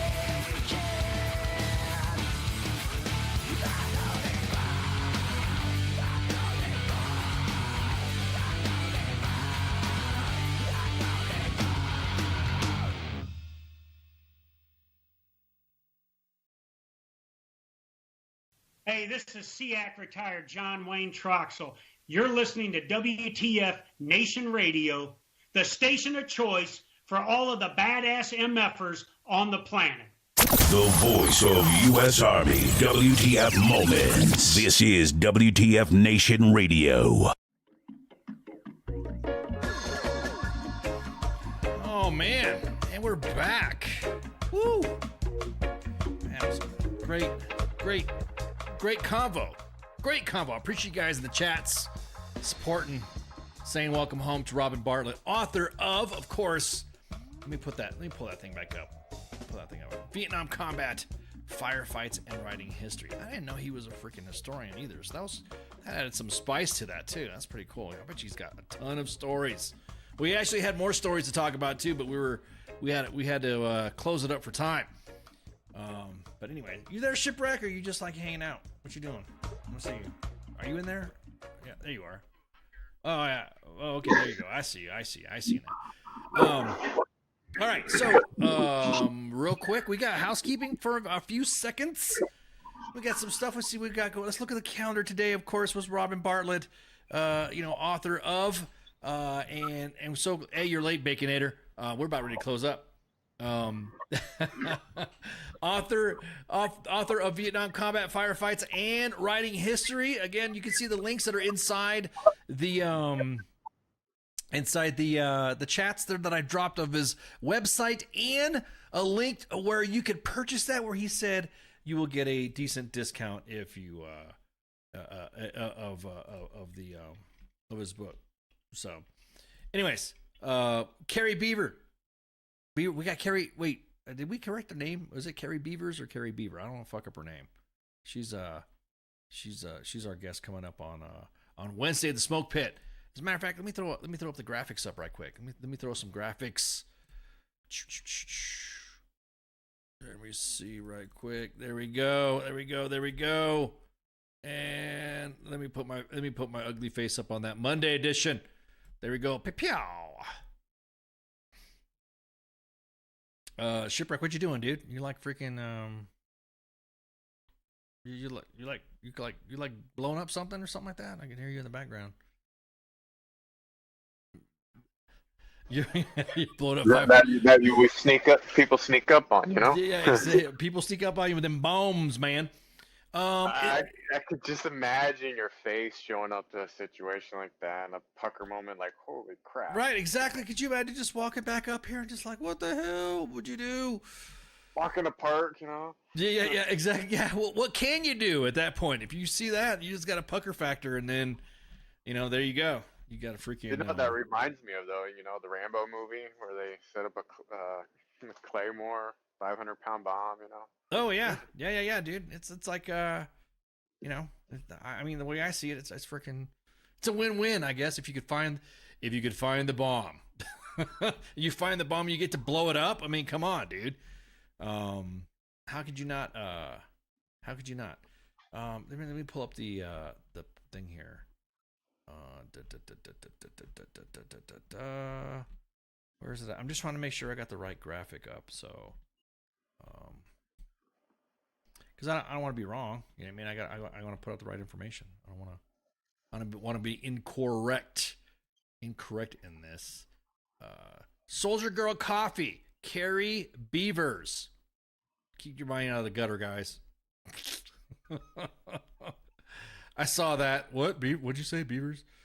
Carrie Beavers is going to be on the Smoke Pit Soldier Girl coffee. I think that's the coffee that the Smoke Pit has asked if we can add to it. So I think that's what it is.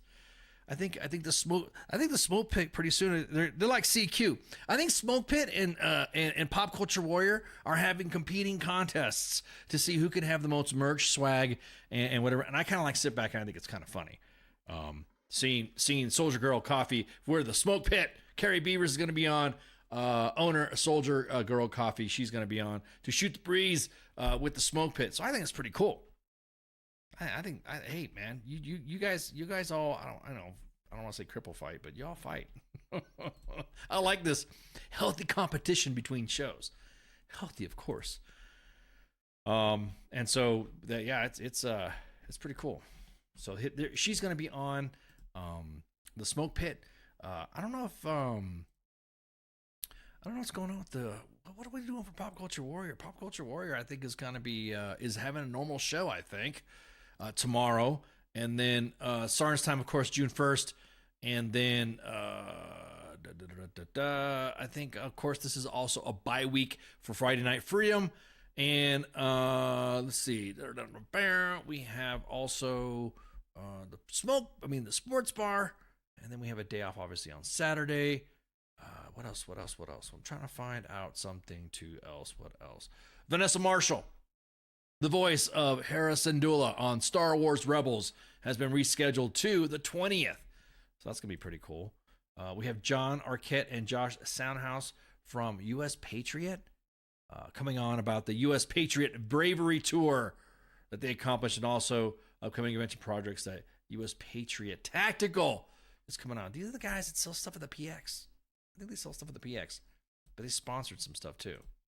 But we're here to talk about the Bravery Tour. Does that make sense? So we'll see we'll see what's up with that. 25 bases, Bravery Tour, Fort Campbell. Man, they already got a map up. Look at this, man. Holy shit! I don't. What you doing at the front desk? What's this? What's this, Shipwreck? What's this? Look at this. Look at this stuff, man. Look at that. Oh, wow. Yeah, it's a tour. I don't see. Do we see? Oh, here we go. Fort Bragg. Here we go. Fort Bragg. I'm sorry, Fort Liberty. So you can see the track starting May 2nd. They have had this tour, and then look at that all across the country. Look how they're doing that map, and then they're gonna stop at Z. So let's see. We got right here. We got the Fort Bragg AO, or I'm sorry, the Fort Liberty AO, Fort Novacell. You guys got to start with the new names too. Fort Cavazos, Fort Hood. Yep. Fort Greg Adams is Fort Lee. So yeah, this is pretty cool. I like this map. So they'll be joining us to talk about the Patriot Bravery Tour. Sponsored that. Nothing wrong with that. We'll see. Wait, you're traveling in a Jeep 2023 Jeep Wrangler, a classic symbol of American freedom. Are you a Jeep person or not? Are you do you like Jeeps, or what's your preferred method of conveyance there, Shipwreck? Do you have a truck? Do you have a Chevy? Do you have a Ford? I prefer a Chevrolet. You prefer a Chevrolet over a Jeep? That's okay. Some people are Jeepsters, some people aren't. Or a Huey with a parachute. Yeah, you damn. Oh yeah, exactly, man. I prefer some parachutes. Prefer some canopy time myself. But anyways, don't forget, this is the Monday edition. Tomorrow, of course, is a Pop Culture Warrior with Michael Carrasquillo, also known as the CQ with his roving band of guest hosts. And then Wednesday's a Smoke Pit with TZ and Radar TZ. It's their both show. They both flip back and forth. And then King Smith has been a guest host on that one too. So it's pretty cool to see King Smith, the actual King Smith, in their Thursday Starting Time with myself, and the future of Spanky is coming soon. I keep saying soon because of schedules, calendars, school time, and actual school. She'll be coming soon on Thursday for Starting Time, of course, on a bye week with Friday Night Freedom with Kaz and Pookie. But other than that, and then of course the sports bar with Sunday with the coach. What do you hear? What do you say? And then the actual King Smith, the real King Smith. probably great. He's probably one of the greater. I kind of like listening to his commentary on sports. I like it. What you think? You ever hears running rants with the coach? No, Sundays I'm actually away from listening to anything and spending time with the family remotely. Oh, okay. I hear you. All right. I didn't mean to pry. No, it's cool. I should go back and listen to them on YouTube. Yeah, dude. It's pretty cool. But they you know what? Facebook has been actually really janky lately. So if you guys are having problems like I can't hear you loud or I keep hearing you skipping or something like that, try us on Twitter or try us on Facebook. On YouTube, and try us on Twitch. Generally, when I'm listening into the show, I'm usually listening in on my TV. If you have the YouTube app on your Xbox or PlayStation, you can listen in or watch us on WTF Nation Radio. So that way you can see us in full screen. Even though we don't care about what we look like because we want to provide you guys, if you're listening on the road, you're not supposed to be like looking at a screen anyways. You're supposed to be driving. So aside from that, that's all I got. You got anything for me, Shipwreck? Or are you good? No, I'm good. We covered everything pretty well. Yeah, dude. I'm about to say. So with that, I'd like to say thank you again, Robin, for hanging out for our show and coming on during Memorial Day. Remember, Memorial Day is for those to remember those that have given their lives. So it's again, it's pretty cool to see. I'm seeing all the reactions of the comments. I've also posted his YouTube videos that he had some of the quotes and some of the reviews that he had for his book. So again, take time to look at and grab the book and check it out. So other than that, also to all the Vietnam veterans out there, welcome home. That's it right there. That's what it's all about. At any rate, thank you guys for hanging out. Thank you guys for shooting the breeze. Appreciate you guys' participation in the chats, even though it's a 4-day weekend for some and some don't participate as much. But we always will do a Memorial Day show. So with that, y'all have a good night. Take it easy. Shots. See you. WTF Nation Radio. WTF Nation Radio. Sometimes when I look at, I don't know if I'm allowed to say this, I think it's WTF Army or something. The voice of U.S. Army, WTF Moments. This is WTF Nation Radio.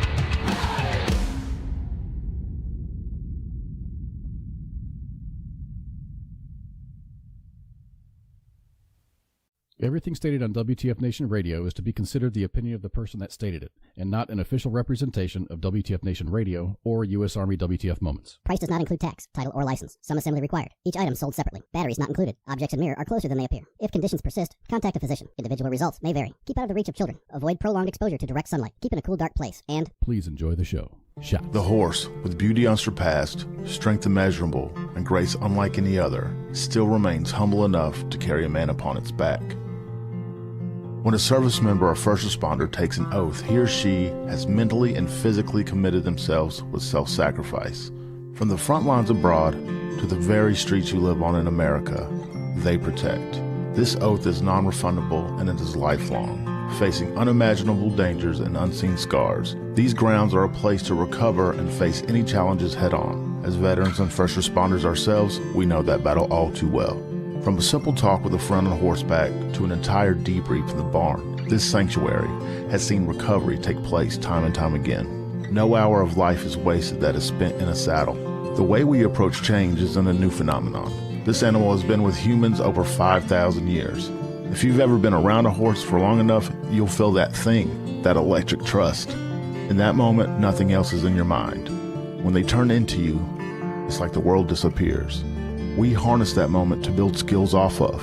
Repurposing requires flexibility, adaptability, and the willingness to challenge assumptions and conventional thinking. This approach can be applied to many areas in life, including business, education, and personal growth. To ride a horse is to fly without wings. This lesson and skills learned at war horses will help reintegrate back into daily life. You'll learn coping mechanisms, improve communication skills, trust and confidence that will help reduce symptoms of anxiety and depression. These tools can be used every day to navigate life and take on many challenges. This may involve practicing mindfulness, setting boundaries, improving communication with loved ones. Transitioning back to society is hard on your own. And when you're at war horses, you're family. And families solve problems together.